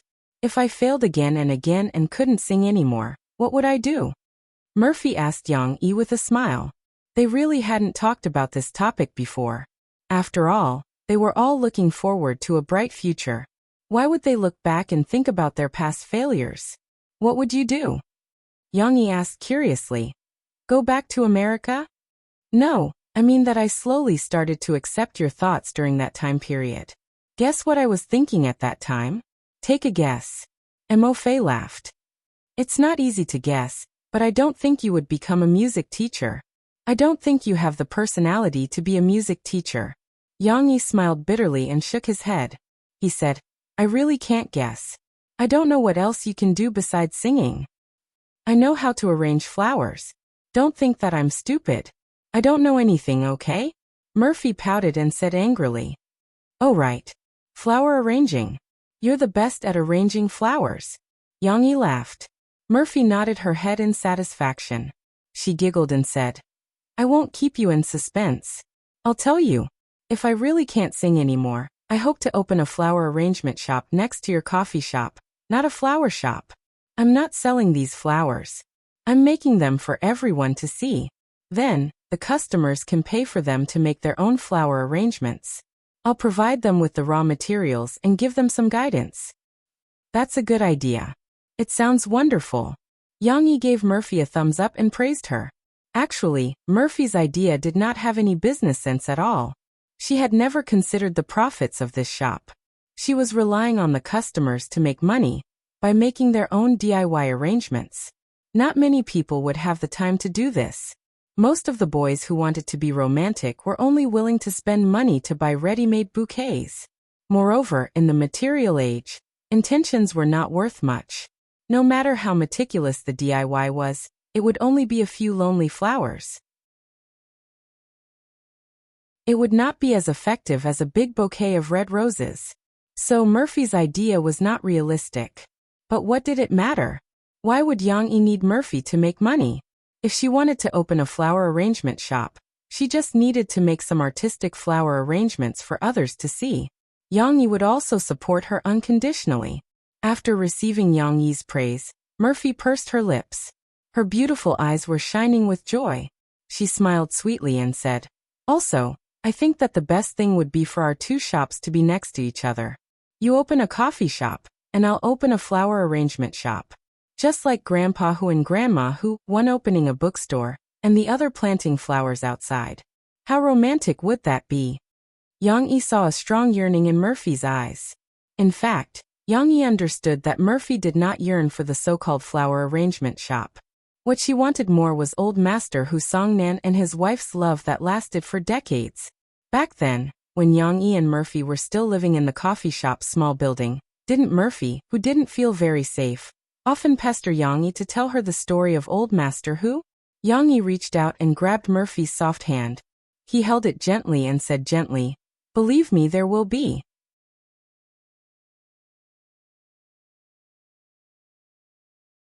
Chapter 11:16. Mommy, come on, don't run. Let me see if you'll look more handsome in a vest, or just wear a scarf. On Monday afternoon, at the Mo family's ancestral home, Zhou Mingyu was carrying a small black vest in one hand and a gray and white towel in the other. She was smiling as she followed the energetic Tong Tong. Little Momo had already been dressed up handsomely by his grandmother. He wore a pair of dark blue jeans with wrinkles and a white long-sleeved t-shirt. Moreover, the sleeves were rolled up slightly. Not only did he not look bloated, but he also looked extra energetic. After all, their grandmother, who had a good eye for fashion, had personally dressed them up. If little mommy were to put on a vest, tuck her hair, and put on a pair of sunglasses, she would definitely be a charming little hot pot. "Grandma, I'll help you catch little brother." Hee hee. Shishi's cheerful laughter came from the side. Looking towards the source of the sound, a little princess who seemed to have accidentally entered the human world appeared in front of the camera. Shishi had also been dressed up by Grandma. She was wearing a dreamy white lace gauze dress. The main body of the dress was made of many layers of yarn, with flower embroidery and pearl decorations. This wasn't very special since many princess dresses were exquisite and beautiful. The best finishing touch was its long shawl mesh design. The little girl's fair and slender arms were exposed from her shoulders, shrouded in this dreamy and misty mesh.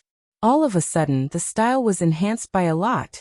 It was as if a commoner princess had evolved into an exquisite princess of the royal family. Of course, Shishi's slender figure and delicate little face were the real reasons why she looked so fairy-like and elegant in this dress. Which family's little girl could have such fair skin without any makeup? Her lips were red and her teeth were white and cute. Which family's little girl could have such beautiful waist-length hair? It was so dark and shiny, and it was combed straight and smooth. It was like a waterfall on the outside of her white dress. Which family's little girl could have such heaven-defying legs?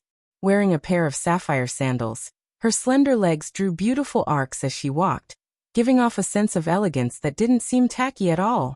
Of course, when Cece ran, her small figure, which was full of vitality, was in contrast to this small dress that was supposed to be elegant and quiet. But what did that matter? Appearance was justice.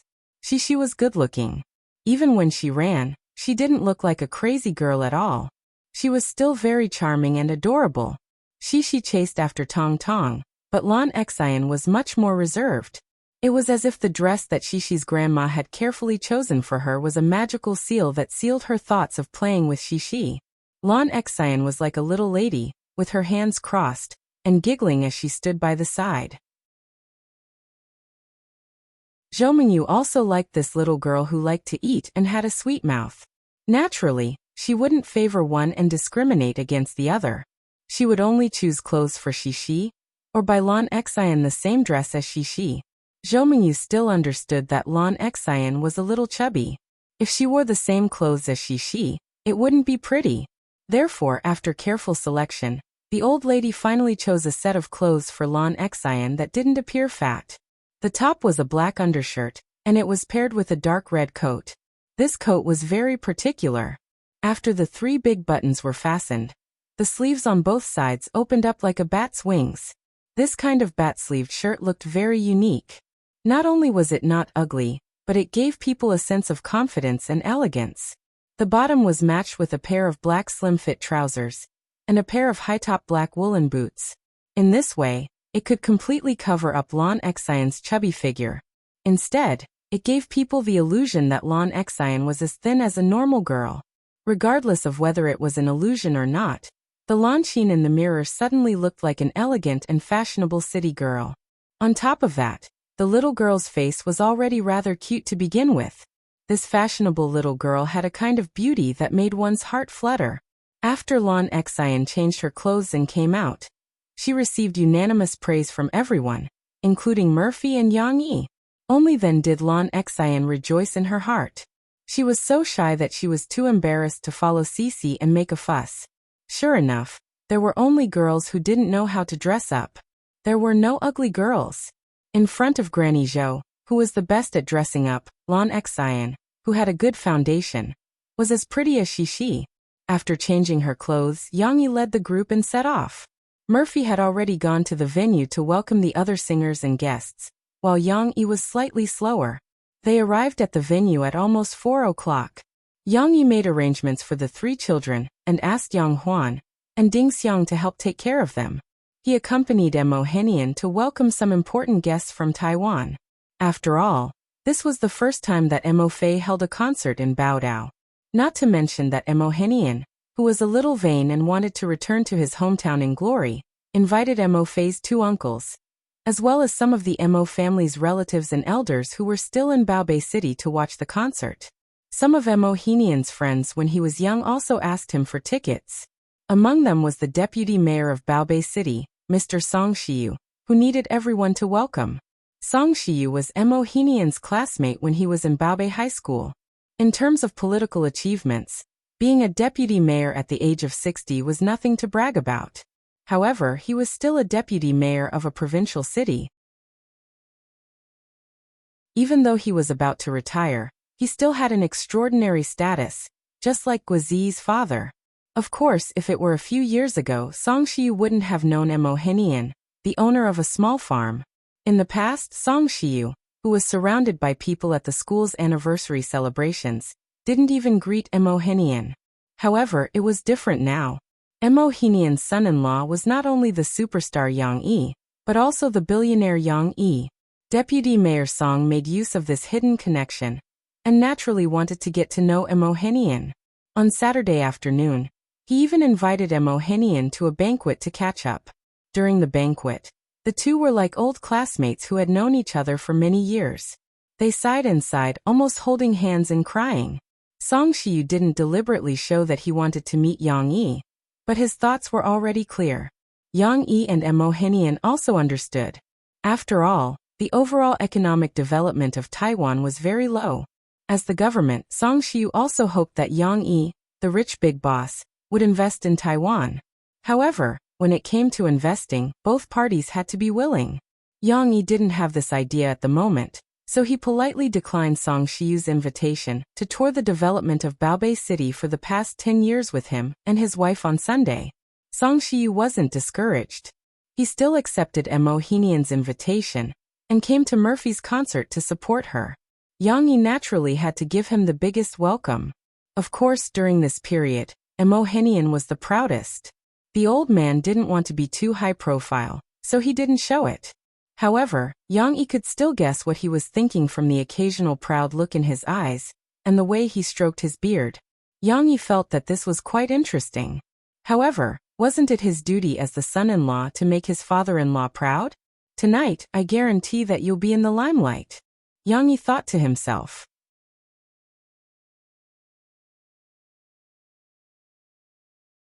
Chapter 11-17. In the evening, Murphy's concert venue was bustling with activity.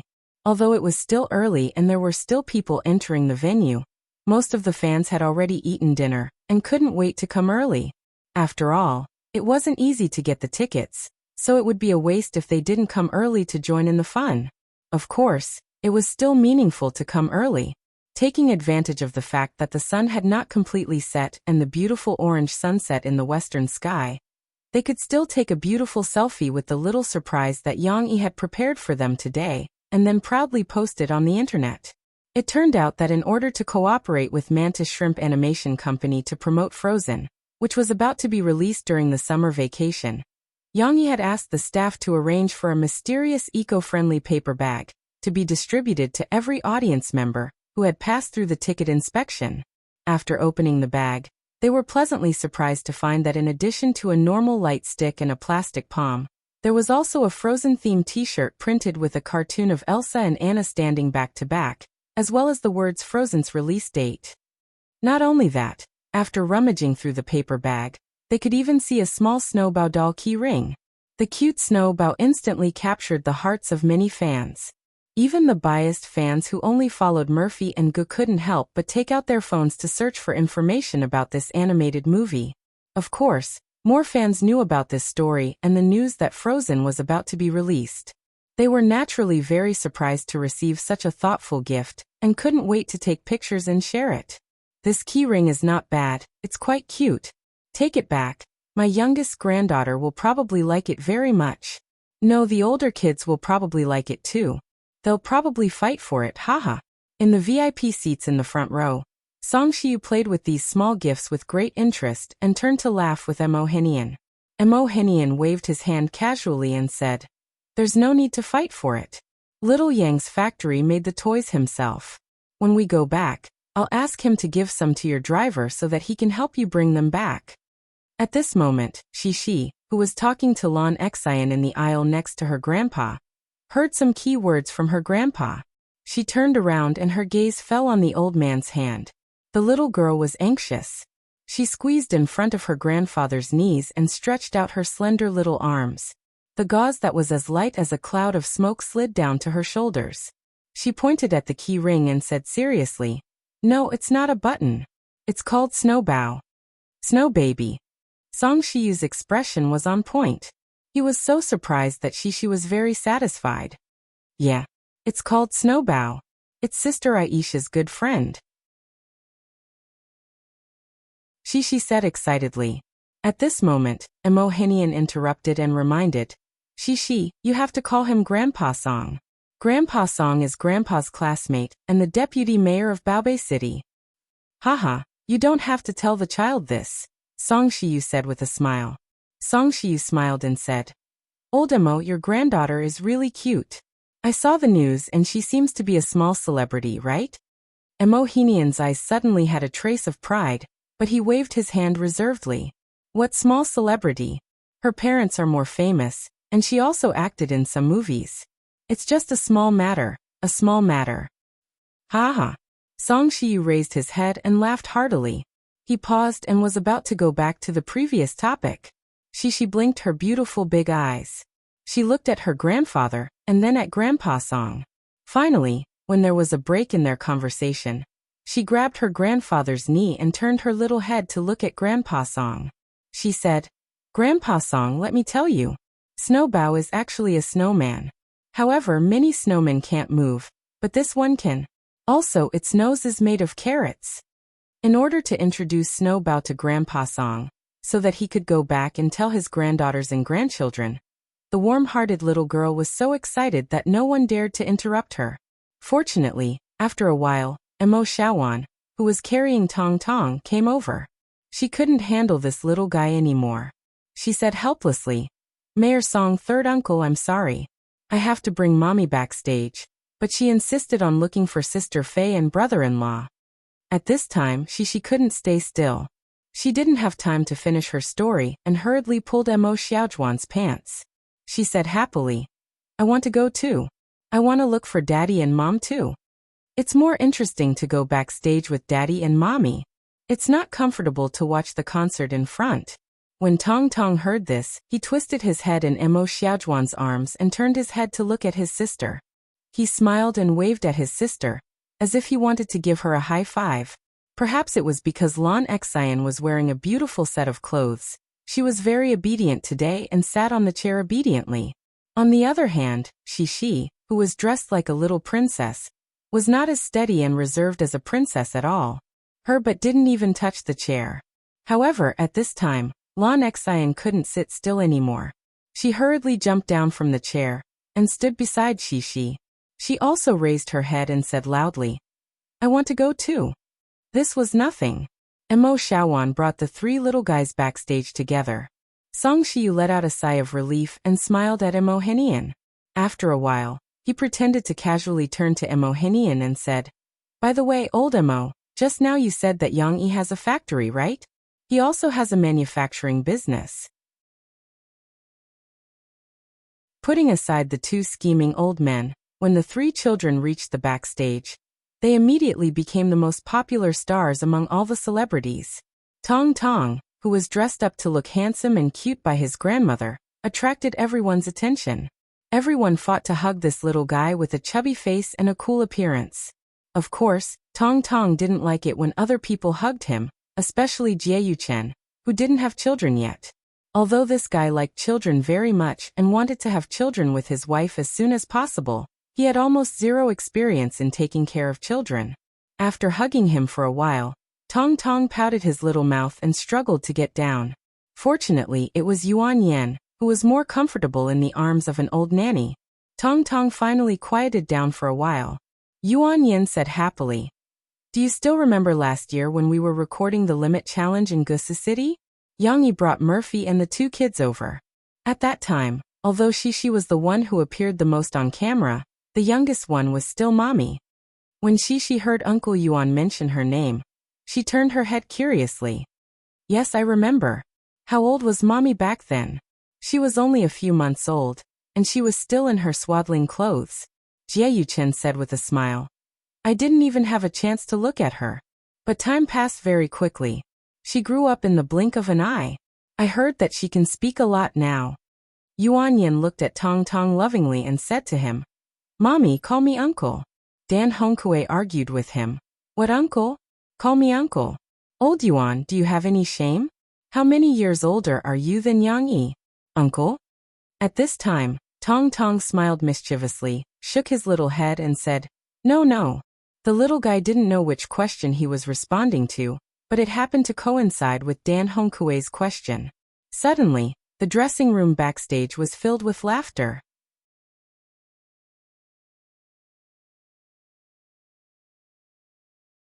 Chapter 11:18. Oh, without any warning, the lights in the entire concert venue dimmed. Of course, not all of them were extinguished. It was just that the effect of the lights dimmed. There were still faint lights in the audience. However, this sudden change still made the audience cry out in surprise. A considerable portion of the fans reacted and looked at the stage in surprise. Sure enough, the big screens on the stage that were still dark gradually lit up. Gradually, everyone could see the endless sea in the darkness under the faint starlight and moonlight. The faint light reflected by the undulating waves made the darkness so beautiful that it was suffocating. Wow! The fans' praises could be faintly heard from the audience. Just now, they were still wondering why this concert was different from ordinary concerts.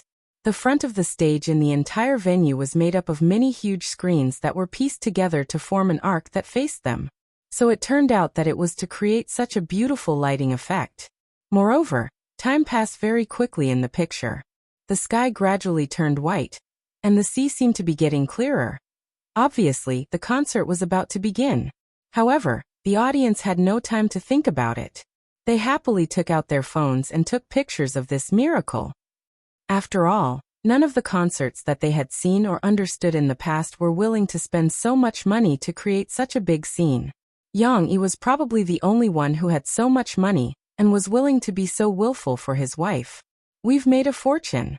In their hearts, other than being surprised and amazed, the fans could not help but be pleased with themselves.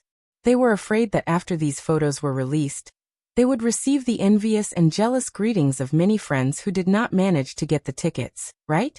On the stage, the sun in the sky was already moving under the horizon. The bright sea, accompanied by the sound of the waves, also sounded the familiar melody of the fans. Crossing the sea to see you. Someone could not help but shout excitedly. Yes, Murphy returned the favor and gave them a beautiful surprise at the beginning of the concert. For you, I used half a year's savings to cross the sea to see you. For this gathering, I even practiced the breathing when we meet. In the sunlight that jumped out from the screen, Murphy slowly took the elevator and appeared on the stage. The goddess was dressed more casually and elegantly, but in everyone's eyes, she was still as beautiful as a fairy. She walked leisurely with a beautiful voice from the celestial world. Of course, the most wonderful thing was her voice. After all, only her voice could close the distance and let the fans sitting further away feel her charm. In a strange city, in a familiar corner, Murphy's low voice and sigh spread throughout the venue. At this time, the fans who gradually withdrew their gazes from the stunning screen effects were pleasantly surprised to find that the live sound effects were also so wonderful. Sitting so far away, Murphy's voice seemed to be singing softly in their ears. They did not know that Yang Yi was building a small music venue in Jiangqing's Tingshan district to hold a small fan meeting for Murphy. Not to mention the venue, the equipment inside was customized according to the standards of the live sound equipment of I Am a Singer. For this concert, Yang Yi asked people to bring the equipment to the venue in Baobei to try it out first. Of course, part of the sound equipment was rented from the manufacturer.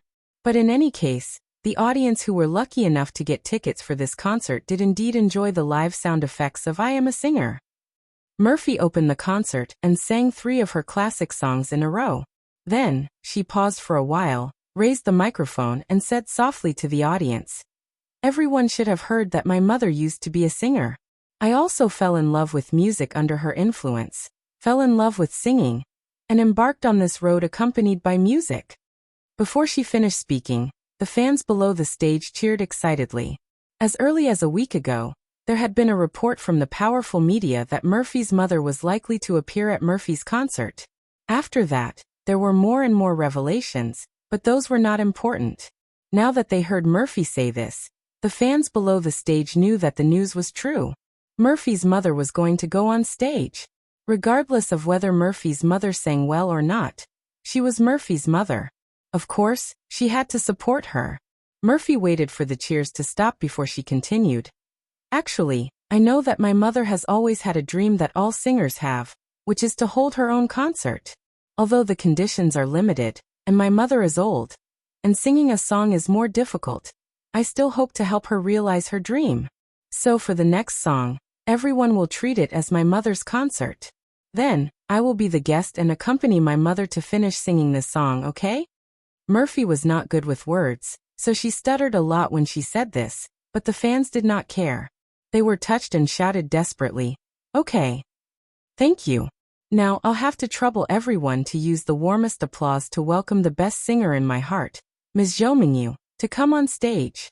Murphy was touched and bowed. Then she said loudly. What came into view was Zhou Mingyu, who was wearing a cheongsam and didn't seem to have aged, gracefully walking out from the backstage.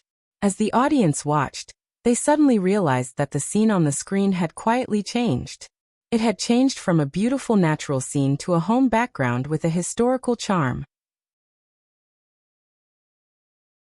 On the screen, there was a wall with old movie posters, an antique cabinet, a coffee table, a Western-style sofa, and a phonograph with a loudspeaker that was slowly turning. It was like a scene from the last century, and the whole background was yellowish, which matched the historical feeling that the background wanted to express. Zhou Mingyu, who was wearing a cheongsam, was more like a woman who walked out from a historical painting. Although her face was old, she was still elegant and calm, which made people gasp in admiration. Murphy gently held her mother's hand and walked her to the front of the stage. Without too many words, the live music started. It was a melodious violin prelude, just like Liang Zhu's violin music. It made people feel sad and lonely, but it was not that sad. It just made people feel the flow of time, and there was a touch of sadness. It fit perfectly with the background of the big screen. Under Mo-Fei's smiling gaze, Zhou Mingyu smiled gently. She raised the microphone, suppressed the rhythm, and sang softly. I have a flower planted in my heart waiting to bloom. That's right. The song that Yang Yi had prepared for his mother-in-law and wife was one of the most elegant female singers in his previous life, Lady May's most classic work, Woman Flower. Zhou Mingyu's voice was not that beautiful, but her singing skills had been honed and accumulated over the years. When she slowly sang the lyrics, it still gave people an indescribable sense of elegance. Perhaps, using elegance to describe her singing was quite appropriate. The audience below the stage listened attentively, and they were all moved by her slightly historical, but not lacking elegance. Amazing! Murphy's mother also knows how to sing. The audience was surprised and exclaimed in their hearts. Of course, Zhou Mingyu's singing was good, and Murphy's singing was even more intoxicating. Zhao Zhao and Mumu. I'm eagerly waiting for someone with a heart to enter my dream. Murphy's voice was changeable, but she was more suited for this kind of deep song, especially when it was low. She could lower her voice and use it freely. With the top-notch sound effects, the audience could naturally hear the vicissitudes and loneliness in Murphy's singing, and they couldn't help but applaud one after another. The applause happened to be stuck in the middle of the song, and the faint accompaniment rose to a higher level. Murphy and her mother raised their voices at the same time, and sang the chorus of the song leisurely. Woman Flower, swaying in the mortal world, Woman Flower swaying gently with the wind. The background did not change with the lyrics, but Zhou Mingyu's Cheongsam was like a flower, gently swaying in the background. At this moment, listening to the beautiful lyrics and looking at the scene on the stage, the audience actually had an illusion of time and space changing. It was as if they had also come to the golden age of the last century, and saw those elegant women who would not age singing with all their hearts. Perhaps it was because of this that they would not age, and would only bloom gracefully with time.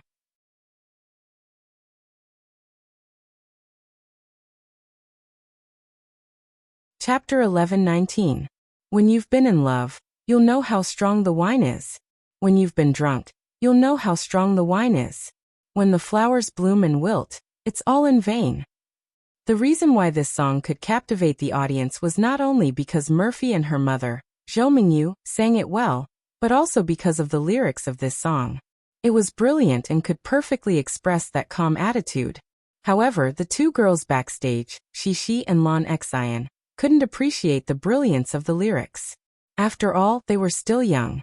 Most of the time, they just listened to songs for fun. As a matter of fact, the two girls got together and stood at the exit of the backstage with their father. They curiously looked at the stage. Wow, Xixi, your grandma is singing too, Lan Xian said enviously. And she sings very well. Hee, that's right. My grandma and mommy both sing really well, Xixi said happily. But Xian, let me tell you, I like my grandma's clothes more. Her clothes? Lan Xian almost couldn't keep up with Xixi's thoughts. She looked at her with some confusion. Yes. Xixi's little hands were not idle. While playing with the net of her shawl, she said excitedly, my grandma's clothes are called Cheongsams. They're very beautiful. Lan Xian's brain turned around this time. She smiled and said, oh Xixi, I know it's called Cheongsams. My mom has one too. No, it's not the same. Your mom bought it at the store. My grandma's Cheongsams were made by her. My grandma can make clothes, Xixi said proudly to her friends. Wow, your grandma can make clothes? Lan Xian looked at Lan Xian in surprise. She pointed to the clothes on her body and asked, then, my clothes are also made by your grandma? Lan Xian looked at Xixi with envy.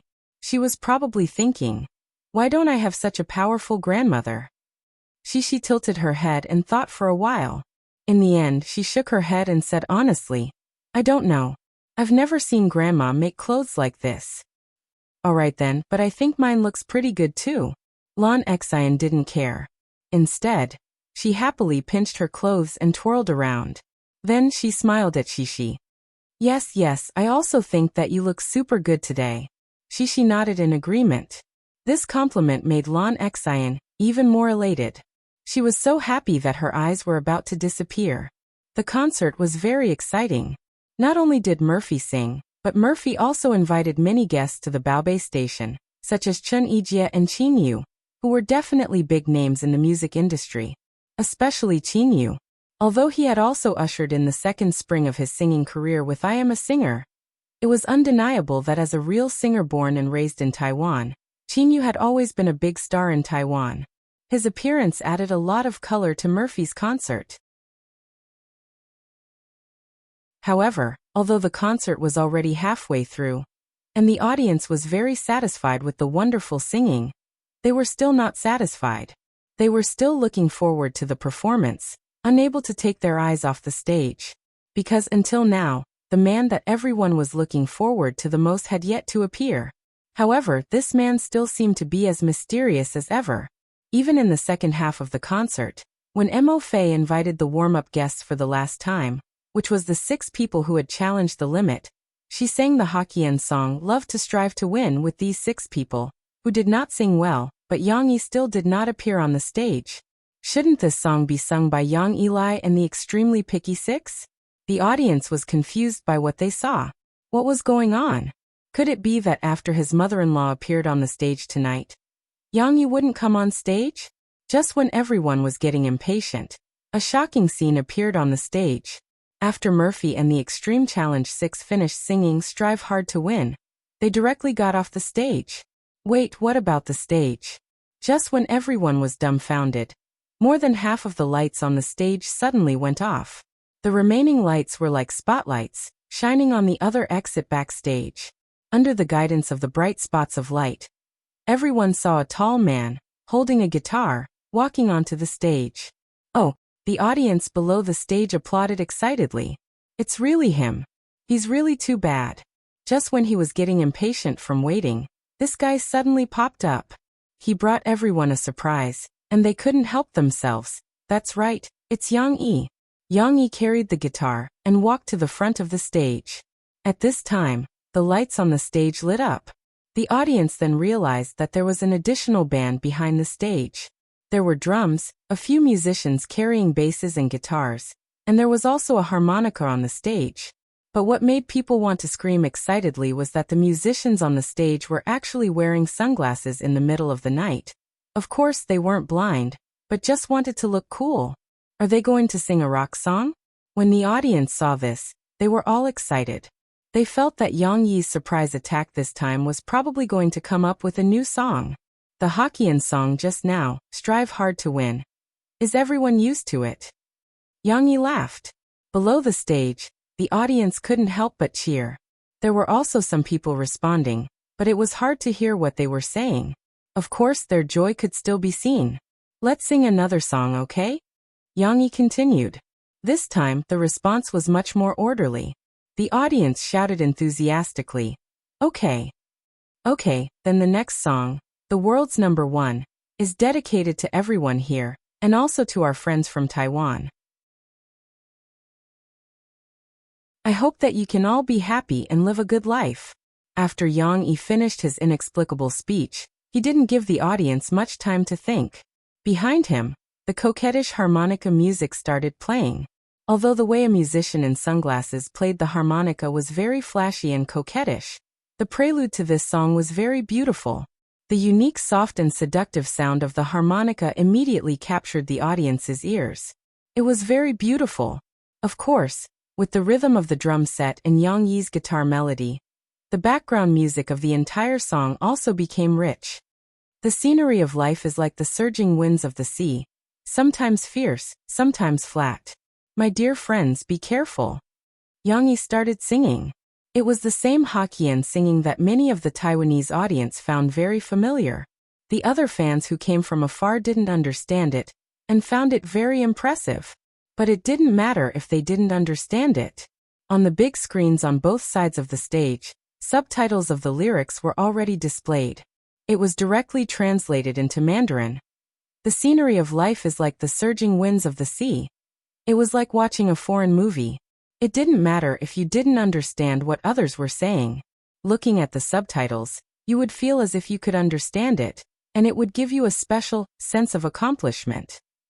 When this song was sung, it seemed a little ordinary, like a monologue. But just like Strive to Win, when carefully listened to, it was like an aged wine that left a rich aftertaste. Although some of the lyrics, such as life's environment, begging for food will lead to success, required people who were familiar with the Hokkien language to understand a very special flavor. But there were also a lot of lyrics that were different from normal words, such as don't blame the heavens, don't blame people, follow your fate, and follow your fate for life. When listening to it, people could feel the profound philosophy of life. Perhaps this song was singing about a free and easy attitude towards life? Just like Yang Yi, who was holding his guitar and singing freely on stage, the audience felt comfortable watching and relaxed listening to it. Their feelings of joy spontaneously rose. Of course, if they couldn't drink that much chicken soup, then it didn't matter. Looking at Yang Yi's appearance when he was singing, the breeze from the mountain lifted his not too long hair, and his face, which wasn't particularly handsome, at this moment, because of his natural and unrestrained manner, because of his gentle smile, because of his spirited and deep eyes, instantly captivated many little fangirls. Short scenery, play when you're young. Yang Yi sang and laughed softly. That smile, which wasn't much at first, had a kind of devilishly charming handsomeness at this moment. Many of the fans below the stage couldn't help but raise their light sticks and wave them excitedly. Although he was just a middle-aged greasy uncle nearing 40 with a family and a wife, at this moment, Yang Yi's relaxed and casual singing actually gave people an indescribable attraction. Moreover, this attraction wasn't just for the little girls. Many of the male fans couldn't help but shout that their hearts couldn't take it anymore. They were about to be blown away by Yang Yi's handsomeness. Damn it, so handsome and so rich. How did he already have a wife? Why don't you have another girlfriend, do you mind? Mind? Have another boyfriend?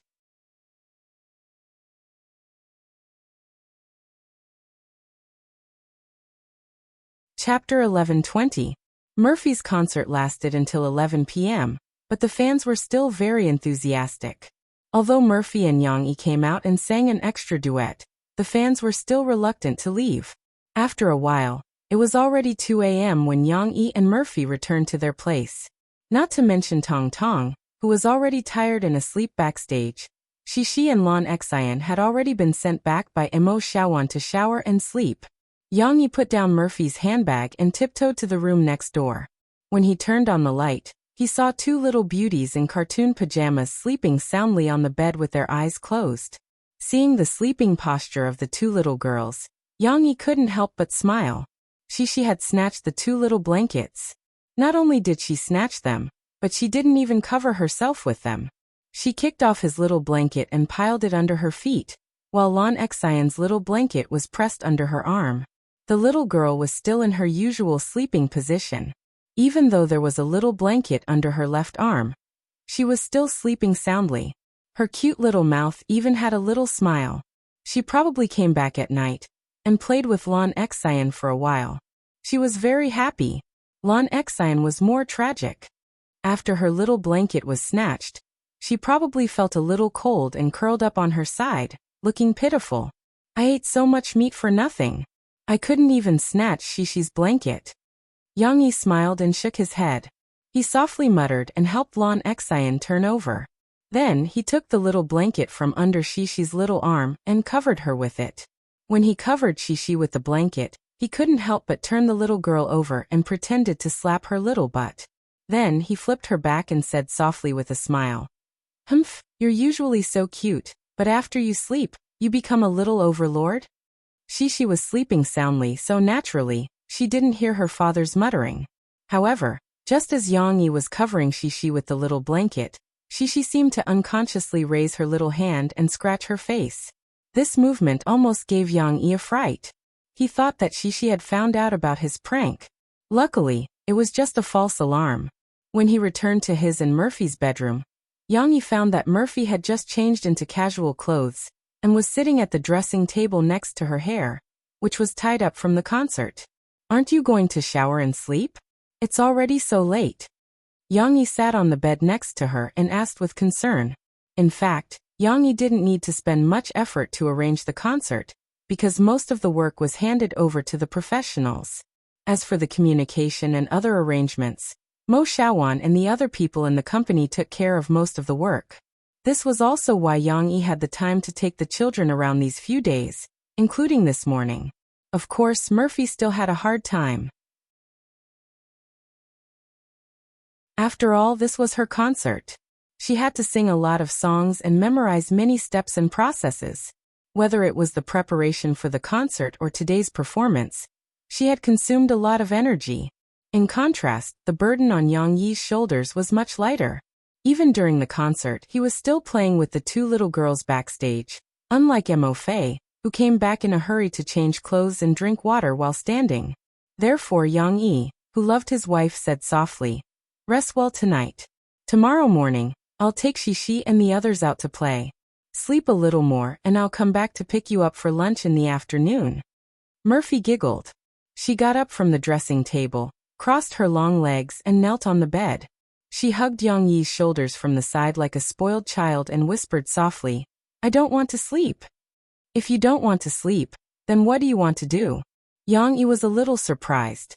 Then he pinched her nose in amusement and said, "I'm fine with it, but can your body take it if I have to toss and turn for another night?" "Ah!" Murphy screamed. She stuck her hands in Yang Yi's hair and shook him back and forth. She said angrily, "Who said I want to do that? What are you thinking about in that head of yours?" Murphy's face was still red. Clearly, she also thought of the scene of tossing and turning that Yang Yi said. "Then what do you mean?" Yang Yi asked, puzzled. "Come with me and see." Murphy smiled slyly. She took a step back with her knees and got off the bed. Then, she held Yang Yi's hand and pulled him to the courtyard. At this time, everyone else was asleep.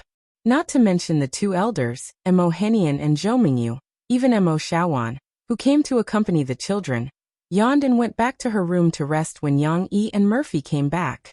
Therefore, the courtyard was quiet. It was so quiet that one could hear the screeching of the car tires on the road in the distance. "Look."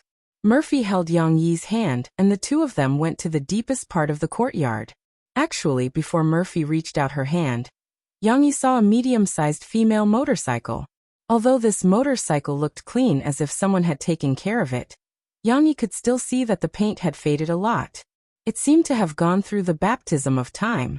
Seeing this motorcycle, Yang Yi already understood what Murphy wanted to do. He smiled and turned back to look at Murphy.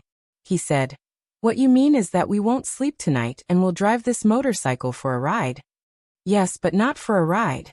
We're going to Keelung to watch the sunrise tonight." Murphy gracefully twirled in front of Yang Yi as if she was dancing ballet. She skipped around to the front of the motorcycle and touched the front of the motorcycle, while mischievously winking at Yang Yi.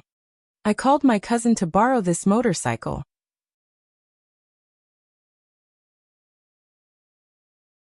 "I didn't expect that although he doesn't work in Baobei City, he could still help me get a motorcycle in Baobei City." At this moment, Yang Yi felt as if he had traveled through time and space and saw a mischievous little girl Murphy. Although she was pretty, her cuteness gave Yang Yi a new feeling. Of course, he still liked her. He liked her very much. However, Yang Yi was still more rational. He walked over and held Murphy's face in his hands. He said in a slightly reproachful tone, "Silly wife, what are you thinking? Are you worried that I'll be jealous? There's no such thing. I don't care. Don't ruin your body over such a small matter. What does it have to do with you being jealous?" Murphy was a little embarrassed to admit it. She giggled and turned her head, hugging Yang Yi's arm instead. "Don't worry about me. Let's just go out and play, okay?" "No, you didn't rest tonight." Yang Yi shook his head. Mo Fei pouted her lips, pulled Yang Yi's hand, and twisted it a few times, imitating Cece's coquettish behavior. "Can we go together? I want to be with you. I want to have such an unforgettable memory with you. I haven't been with you to watch the sunrise by the beach alone. Every time, there's a child with me. We haven't gone out to play like a couple." Although Murphy did want to take care of Yang Yi and didn't want Yang Yi to be jealous, what she said was not an excuse at the last minute. She really wanted to be with Yang Yi and have the most beautiful memories.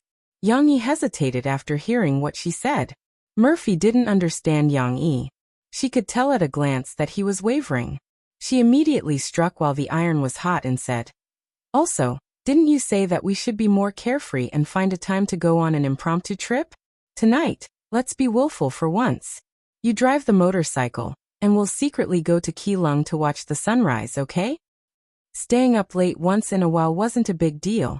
Yang Yi's energy wouldn't be reduced even if he didn't sleep for a night. As for Murphy, she could also take a nap in the car. Thinking of this, Yang Yi was also tempted. In the end, he still asked the last question hesitantly. "What about tomorrow? If we skip home and go to Keelung to play? What if Shishi and Chen will wake up in the morning and realize that mom and dad aren't home? What if they make a scene? I told Xiaowan to help take care of him tomorrow. We'll come back after watching the sunrise. It won't take too long." Murphy giggled and said, "At most, we'll leave a note for Shishi at home. Shishi is so obedient, she definitely won't make a scene. We'll ask her to help us take care of little brother."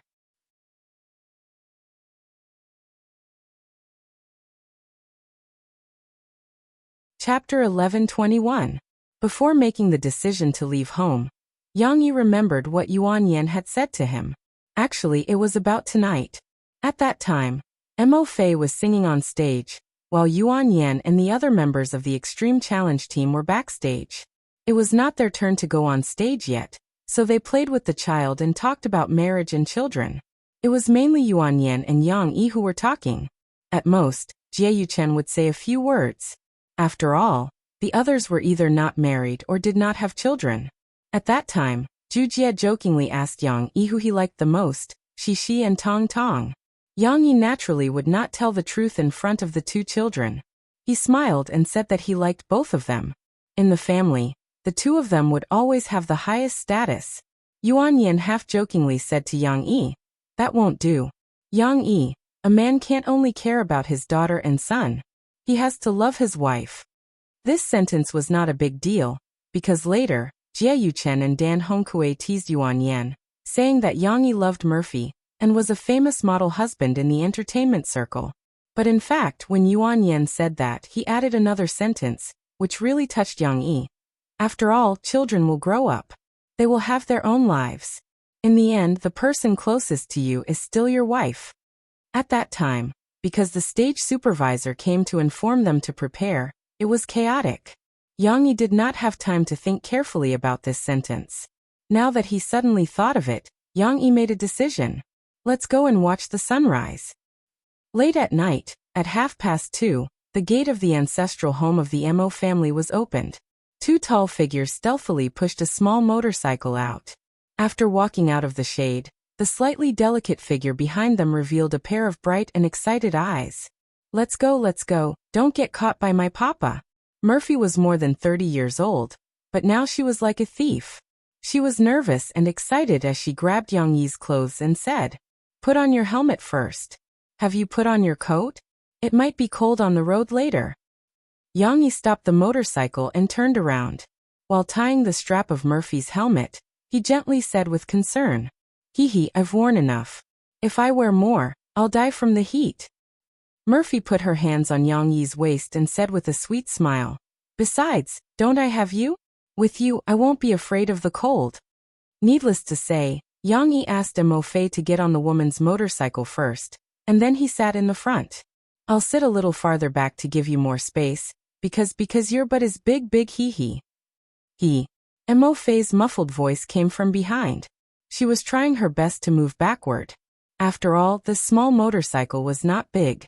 It was incomparable to the cars and big minivans they usually drove. Yang Yi and Mo Fei could barely sit on it. And in comparison, Yang Yi's huge body size was a cruel crush on this small motorcycle. But there were advantages to squeezing. Murphy could easily hug Yang Yi's waist. She sat comfortably at the back and put her face on Yang Yi's back. She happily said, "Okay, I'm sitting properly. We can go now. Let's go." Yang Yi's left hand pinched the brake and his right hand gently twisted the accelerator and pressed the ignition switch. This motorcycle was not an electric car, but like a car, the sound of the engine sounded. At that moment, Yang Yi also felt like a thief. He was a little excited and couldn't help but yell. He released the brakes and stepped on the gas to move forward. This feeling was very subtle. It was different from Murphy's. Murphy only felt that she was like when she was young, secretly following Yang Yi on an adventure behind her father's back. Yang Yi felt like he was a flower thief, stealing someone's daughter and running away with her in the car. He even had a feeling that his father-in-law was about to rush out with a shotgun and kill him. Hurry up and run. On the brightly lit road of Baobei City, a small motorcycle was driving steadily. The neon lights of the city flowed on its body, as if it was shuttling back and forth in the river of time. Who would have thought that in the middle of the night traffic, this small motorcycle was carrying the two big stars who had received the cheers and applause of tens of thousands of people at the concert that night? Since there wasn't, then all the titles, honor, status, and light would be thrown away. Now it was just an ordinary couple going to the beach to watch the sunrise. I'm so happy. Murphy did not seem to feel tired at all. Behind the motorcycle, she was sandwiched between Yang Yi and the trunk. She felt very safe. She even waved one of her arms excitedly and shouted towards the sky. Although Murphy's voice sounded a little muffled through the helmet, the happiness in his voice could not be concealed. Sit tight, hold me. Yang Yi was worried that Murphy would fall. He was a daring man, so he continued to drive with his right hand, while his left hand reached behind him to catch Murphy's hand. Yang Yi asked Murphy to put both of her hands in the pockets of his jacket, so that she could block some of the wind. Although it was summer, it was late at night, and the temperature was much lower. Plus, on the empty road, the wind was like a knife, cutting their skin painfully. Yang Yi did not care, but he had to take good care of Murphy. Humph, what an unromantic guy. Mo Fei muttered, but when she looked at Yang Yi's back, her eyes were filled with honey. She then leaned her head against Yang Yi's back sweetly. Wearing the motorcycle helmet, Murphy could lean against Yang Yi's warm and broad back, which made her feel very safe. After leaving the downtown area of Baobei City, they went on the national highway to Keelung. There were fewer cars on the road, and it was almost impossible to see a car driving by in a few minutes. After all, the cars were all on the highway. Although the streetlights on the national highway could still illuminate sections of the road at intervals, they were like lonely knights traveling in the endless darkness of the wilderness. There was no one else to go with them, only themselves. Huh. Murphy yawned and said, a little bored. Did we come out too early? Look around, it's still dark, and we can't see any scenery. It's a little early, but we have to wait for the sky to brighten before we go to Keelung. I'm afraid the sun will be up before we get there. Yang Yi laughed happily. It's too troublesome to look at the stars, and we have to look up, Murphy said gloomily. It was not that she had lost interest, but after yawning, she was so sleepy that she could not take it anymore and wanted to sleep. Take a nap. It's okay, I can hold you. You don't have to worry about falling. Yang Yi saw this and stopped the car by the roadside. He let Murphy sit in front of him, and he sat up straight, letting her lean against his chest comfortably. No, it's not safe. Murphy was still a little worried and said stubbornly, I'll chat with you, I can't let you be bored. Although she said that, being able to comfortably lean against Yang Yi's chest, Murphy finally could not resist the heavy fatigue. After a while as they chatted, she became a little absent-minded. Gradually, under the embrace of Yang Yi's arms, she closed her eyes and fell into a light sleep. Seeing this, Yang Yi eased off the accelerator, stepped on the brake, and let go again to let the car slow down. Then he retracted his left hand and hugged Murphy's soft little belly. P.S. Please do not imitate, this is a dangerous action. Although it was just a light hug, and he was prepared to raise his left hand to grab the motorcycle handle at any time, this hug gave Murphy a strong sense of security. She gently twisted and fell asleep comfortably. When it came to driving, Yang Yi had been able to play with motorcycles in his previous life. He had even ridden a mountain bike, leaping and weaving through the jungles of Southeast Asia. With his superb driving skills, Yang Yi could naturally protect Murphy's safety. At this time, Shi, who was still sleeping at home, seemed to have had a nightmare. She fell asleep on her side, her little feet kicking in the air.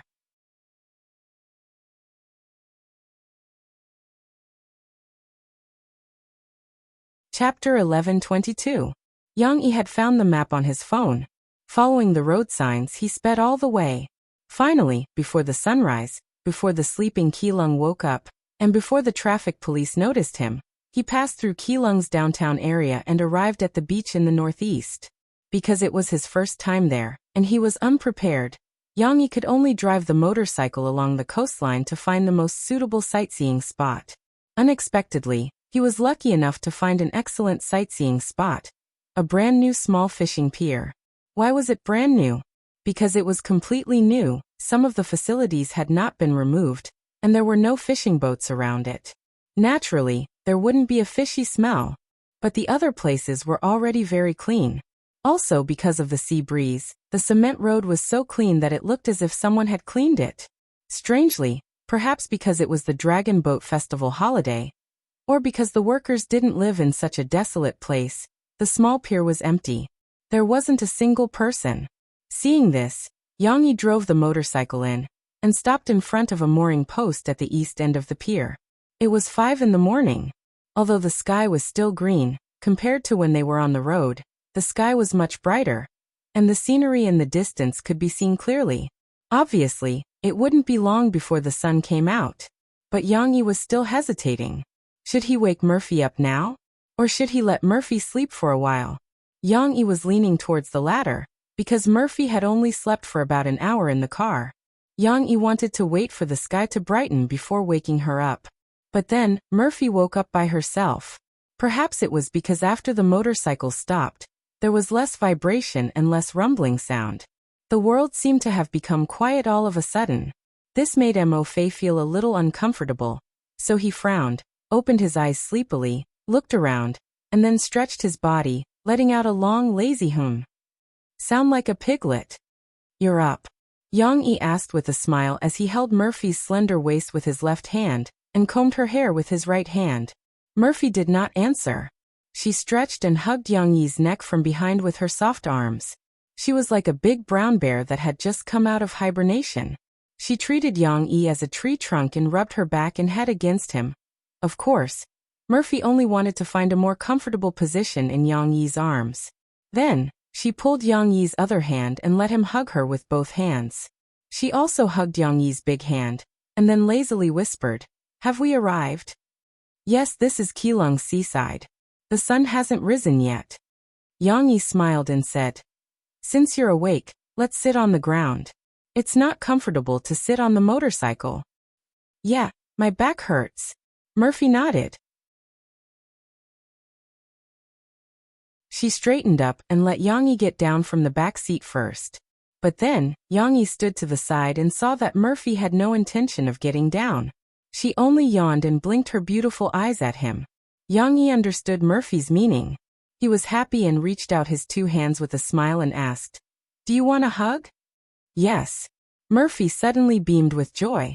She reached out her 2 arms and hugged Yang Yi's neck. Then, Yang Yi held her butt and carried her down from the motorcycle. Fortunately, Yang Yi was trained and had great strength. Otherwise, Murphy, who was 1.7 meters tall and looked thin, but actually weighed more than 50 kilograms, would have been enough to make Yang Yi suffer. But after all, he was trained. Yang Yi easily carried Murphy down from the motorcycle. But there was a small accident at the end. Murphy's long legs were an obstacle. When she was carried out, she accidentally hooked the motorcycle. Clang! The motorcycle flipped over on the ground. Fortunately, Yang Yi carried Murphy and dodged. At this time, Murphy, who wanted to act coquettishly and be lovey-dovey with Yang Yi, couldn't bear it anymore. She got down from Yang Yi's body and hugged Yang Yi's arm, laughing with him. 10 minutes later, the poor motorcycle had been lifted up and stopped not far behind them. Yang Yi and Murphy sat at the end of the long embankment, leaning against the mooring post and looking at the sea. They didn't sit on the ground. Below their butts, Yang Yi made a small carpet with newspapers. Although the sea breeze blew and rolled the newspapers, with their butts, they weren't afraid that they would fly away. "I only knew that you bought milk and bread at the gas station. I didn't even notice that you bought newspapers. Hee hee, you are really smart." Murphy giggled. She was still nestled in Yang Yi's arms, leaning against him comfortably. The coat that she was wearing was now reversed in front of her body to block the biting cold sea breeze. Behind her was Yang Yi's warm embrace. Yang Yi even opened his coat and connected it with Murphy's. This way, the two of them could be wrapped together. Although Yang Yi's body was good and he didn't feel cold, this feeling of snuggling up to each other and warming each other was also very blissful. Murphy happily held the milk that was still a little warm and sipped it. From time to time, she would pass it to Yang Yi and let him have a sip. At that time, when I bought some food, I saw the newspaper and thought that it should come in handy, so I bought one. I didn't expect it to come in handy. Yang Yi smiled and said, "At that time, you were taking photos and signing autographs for the shop staff. Of course you didn't notice." And then, at this time Murphy felt a gust of sea breeze.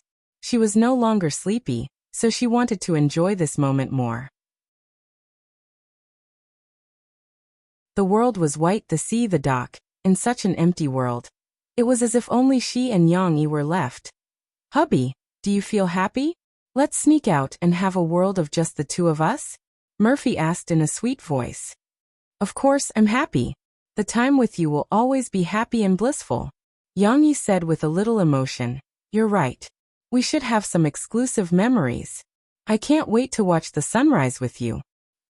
Actually, I still feel a little guilty. I left Xixi and Huahua at home, and the two of us came out to have fun. Although Mo Fei said that, her pretty face was full of excitement and joy. There was no sense of guilt at all. Also, although sitting here and my face is a little cold from the wind, it doesn't matter.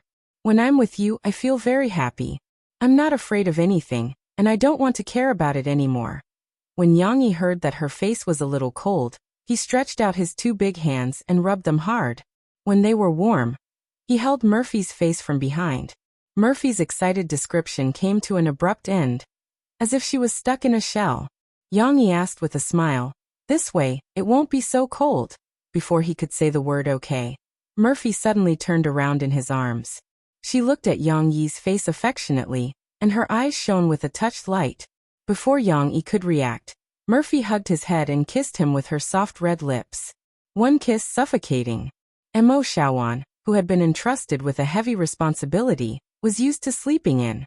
She was still sleeping in the bedroom, but the other children woke up very early, especially Xixi. She usually woke up early to exercise with her father. The little girl was the same today. She woke up early, and as usual, she tossed and turned in bed, waiting for her father to wake her up. But it was strange. Why didn't her father wake her up today? The little girl couldn't fall asleep. She rolled over and sat up. She rubbed her eyes and looked around in confusion. Fortunately, Xan was still sleeping next to her. She couldn't wait any longer. She moved her little butt and moved to Lan Xian's pillow. She pushed her little friend and woke her up. Lan Xian was pulled up by Xixi in a daze. She yawned, and it took her a while to recover. She touched her chubby little belly and muttered, "Oh, I'm hungry. Lan Xian ate dinner early last night." Backstage at the concert, she didn't eat any snacks or supper.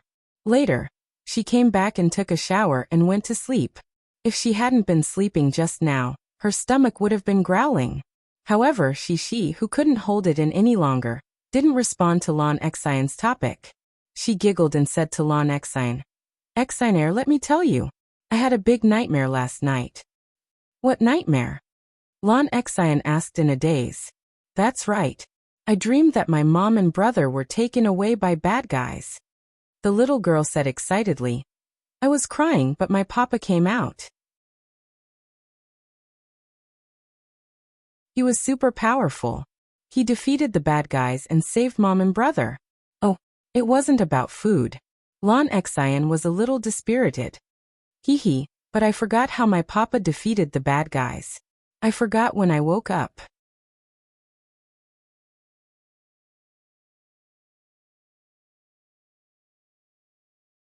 Chapter 11:23. After being woken up by Xixi and listening to a story for a while, Lan Xian's sleepiness was gradually dispelled. After the little girl's head was clear, she felt a little hungry. Finally, she couldn't help but interrupt Xixi and said pitifully, Shishi, I'm really hungry. Do you have anything to eat? It was also at this time that Lan Xian remembered that this was not her home, nor was it Shishi's bedroom. Otherwise, she could have found some snacks that she usually hid.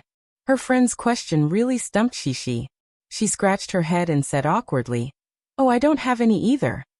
How could Shishi have the habit of storing food?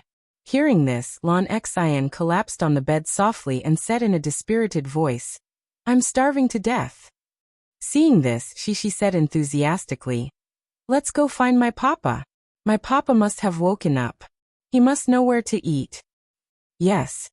Lan Xian's eyes lit up as a surge of energy surged through her body, allowing her to regain her vitality. She hurriedly climbed out of bed and even slid out of bed nimbly as she urged, "Cece, let's go quickly." Yes, yes.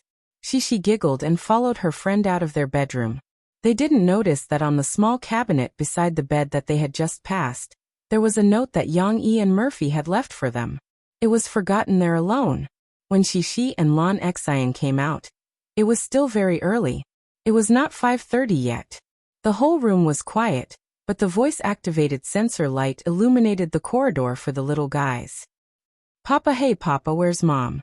But when they opened the door and turned on the light, Shishi was dumbfounded.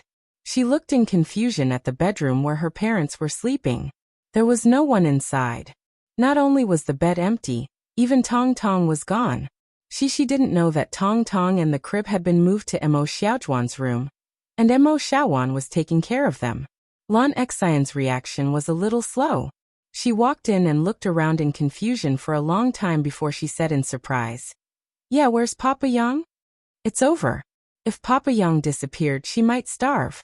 Shishi stood rooted to the ground in a daze, but her beautiful big eyes were moving nimbly. After a while, the young lady suddenly clapped her hands in surprise and pulled Lan Xian's arm as she said happily, "I know. Xian, I got it." There seems to be something wrong with his reaction. How could he be happy? What? Lan Xian looked at her friend in bewilderment. "I know where Papa went," Shishi said excitedly. "It turns out that I saw it in my dream. My mom and little brother were taken away by bad guys, and then my papa went to save them." Taken away by bad guys? Lan Xian's eyes widened. She nervously hugged Shishi's arm and asked fearfully, "Really?" At this moment, in Lan Xian's mind, she had already equated the bad guy with a monster. Moreover, Lan Xian remembered the fright she had received when she was sleeping in the study a few nights ago. So there really are monsters. The image of a terrifying demon with a black demonic aura instantly surfaced in Lan Xian's mind. She felt that she was right, but at the same time, she began to tremble in fear. What should I do? The demons had captured Mommy Mo and Little Mommy. Would they still come for me? Lan Xian felt that she might be the monster's favorite since she was white and tender and chubby. Shishi showed a completely different reaction. She giggled and said, "Xian, don't be afraid. My papa is super powerful. He can defeat the bad guys." No, he has already defeated the bad guys because I saw it." Lan Xian was so scared that her body went soft. She sat down on the edge of the bed and looked at Shishi worriedly. But Shishi, that was just a dream. What if Papa Yang didn't defeat the bad guys? Shishi also hesitated. After a while, she had an idea. "I know, I can ask my papa." "How?" Lan Xian looked at Shishi in confusion. At this time, Shishi was a little proud. She said with joy, "I have an idea." The little girl touched her neck and pulled out a red rope.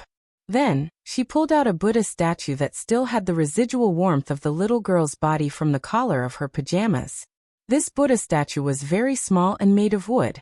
It was not as conspicuous as jade, but after being worn by Cece for more than a year, this piece of wood had already been polished.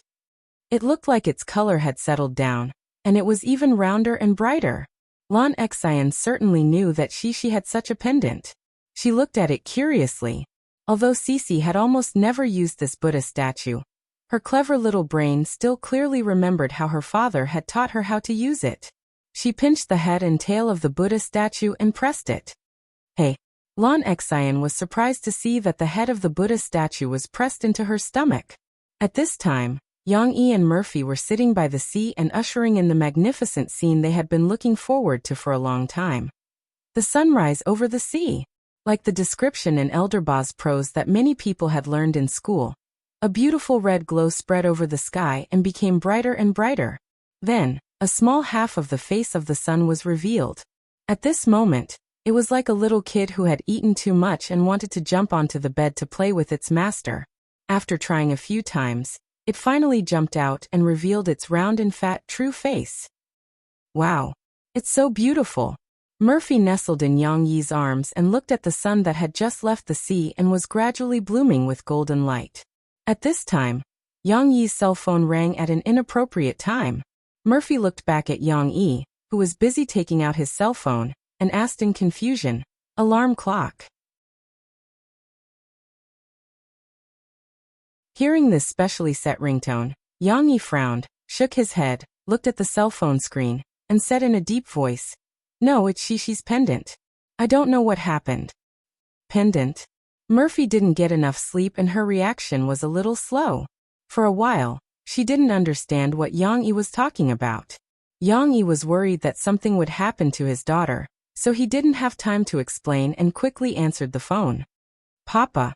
Shishi's clear and pleasant voice came through. Yang-yi heard his daughter's cheerful tone, and he breathed a sigh of relief. "Sisi, what's going on? Why did you call Papa with this?" Yang-yi asked. "Papa, did you defeat the bad guy? Did you save Mom and brother?" On the phone, the little girl asked excitedly. "Ah." Yang-yi was confused by his daughter's words. "Bad guy? What bad guy?" Yang-yi was not completely relieved, and he seriously asked Shishi. Finally, with Shishi's description and Lan Xian's agreement from time to time, Yang-yi finally figured out what was going on. He didn't know whether to laugh or cry, and looked at Murphy, who was listening next to him. Murphy had a guilty conscience, and she winked at Yang-yi, asking Yang-yi to quickly find an excuse to cover up this matter. "Ahem, Shishi, you're right. Daddy did defeat the bad guy and saved Mommy." Yang-yi coughed dryly and went with the flow as he spoke. "Yeah." Shishi's excited cheers came from her side, and the little girl seemed to be happily showing off to Lan Xian. "Xian, see, I'm right. What about Momo? Did you save Momo?" Lan Xian asked. "Momo? Momo was not taken by the bad guy. Bad guys don't catch children. When I went to save Mom, I left Momo with Auntie Xiaowan and asked her to help take care of her," Yang-yi explained. Yang-yi said this to cover up his lie, and on the other hand, he didn't want this matter to scare Lan Xian. Lan Xian seemed to be very scared just now. Murphy, who was next to him, covered her mouth and laughed. She also pushed Yang-yi's arm with her palm and said with a reproachful look, "You're really good at making up stories." Sure enough, after hearing Yang-yi's words, Lan Xian breathed a sigh of relief. "Oh, that's great. I was wondering why Shishi and I were not taken away by the bad guy. Hee, it turns out that bad guys don't catch children." At this time, Shishi was happy, and she came over and asked sweetly, "Papa, then when will you come back? I miss you so much." "How long has it been?" Murphy couldn't help but say, "Shishi, why don't you ask Mom when she will come back? Don't you miss Mom? Mom was taken away by the bad guy. It's so dangerous." No, I miss Mama too." Sisi giggled. "But Mama is with Papa." At this time Lan Xian, who had calmed down, came over again and asked pitifully, "Papa Yang, when will you come back? I'm starving to death."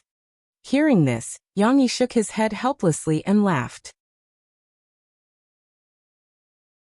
He coaxed the two little girls and taught them to find something to eat in the kitchen fridge. Then he hung up the phone. Phew, it's finally over. Yang-yi looked at Murphy and smiled helplessly. Mo-Fei sat there giggling. Her beautiful eyes reflected the bright sunshine, so beautiful that people couldn't take their eyes off her. "The sun is over. What should we do next?" Yang-yi asked softly. In fact, they could find the answer from each other's eyes without Murphy's answer. They had enough fun, and began to miss their children.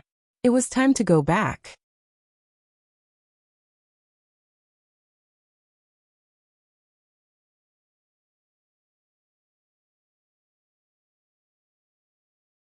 Although Murphy was very worried, Yang Yi insisted that she take Shishi and Lan Xian back to the bedroom. Murphy had no choice but to watch Yang Yi walk along the corridor to Emohenian's room. Yang Yi nervously knocked on the door, and Zhou Mingyu opened the door. Immediately, Yang Yi saw Emohenian sitting on a wooden armchair with a dark expression. Beside him, the aroma of tea wafted in the air, but it was unable to calm his anxious heart.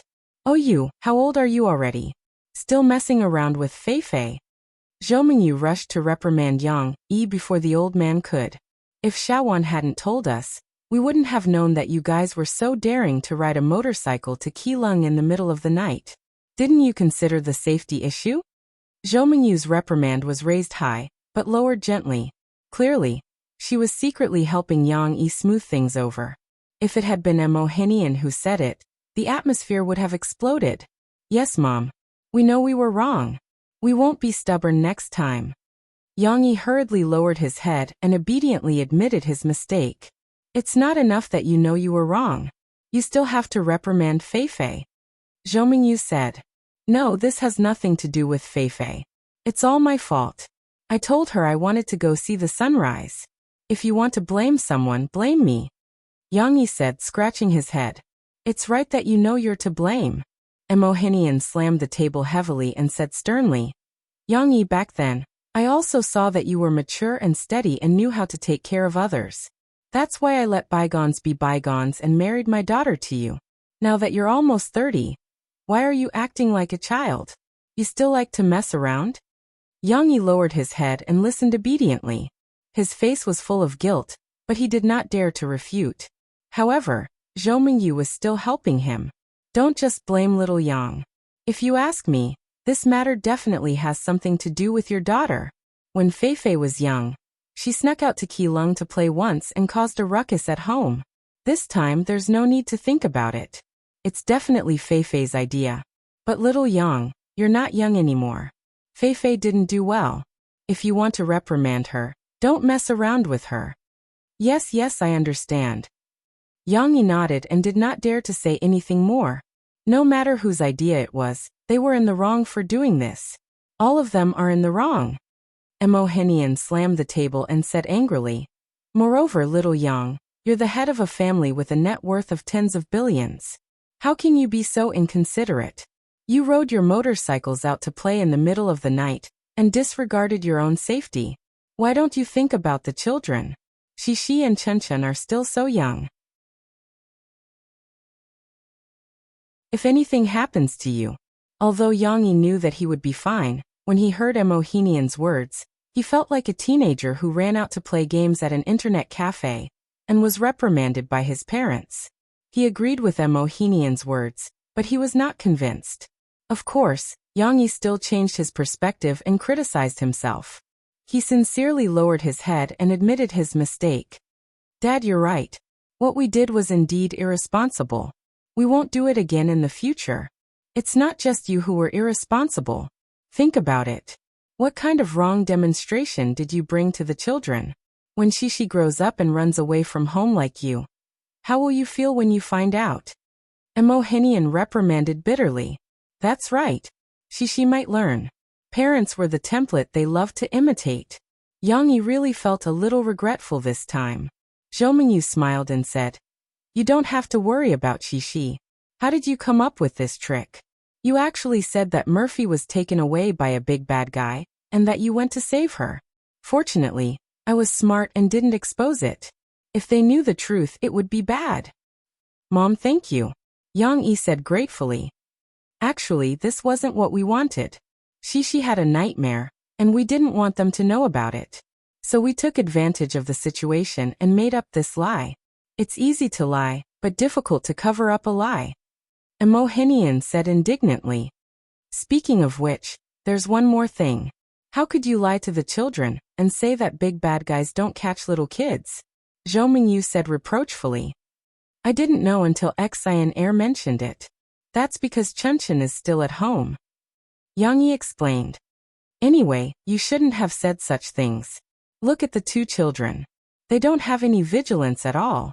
What if they meet a real bad guy in the future?" Zhou Mingyu said kindly, "When you go back, you have to explain this to the children. Do you understand?" You can't leave them alone. Yang Yi nodded seriously. He was convinced by the details pointed out by his mother-in-law. Not only did he nod, but he also wrote it down seriously. Fortunately, Imohenian's view of Yang Yi had changed a lot. Although he was furious just now, he didn't harp on this matter. After a few more words, he waved his hand and impatiently told Yang Yi to go back and rest. You're tuning in to the Earbook Haven YouTube channel. Don't forget to subscribe and join us on this journey to catch the most captivating stories.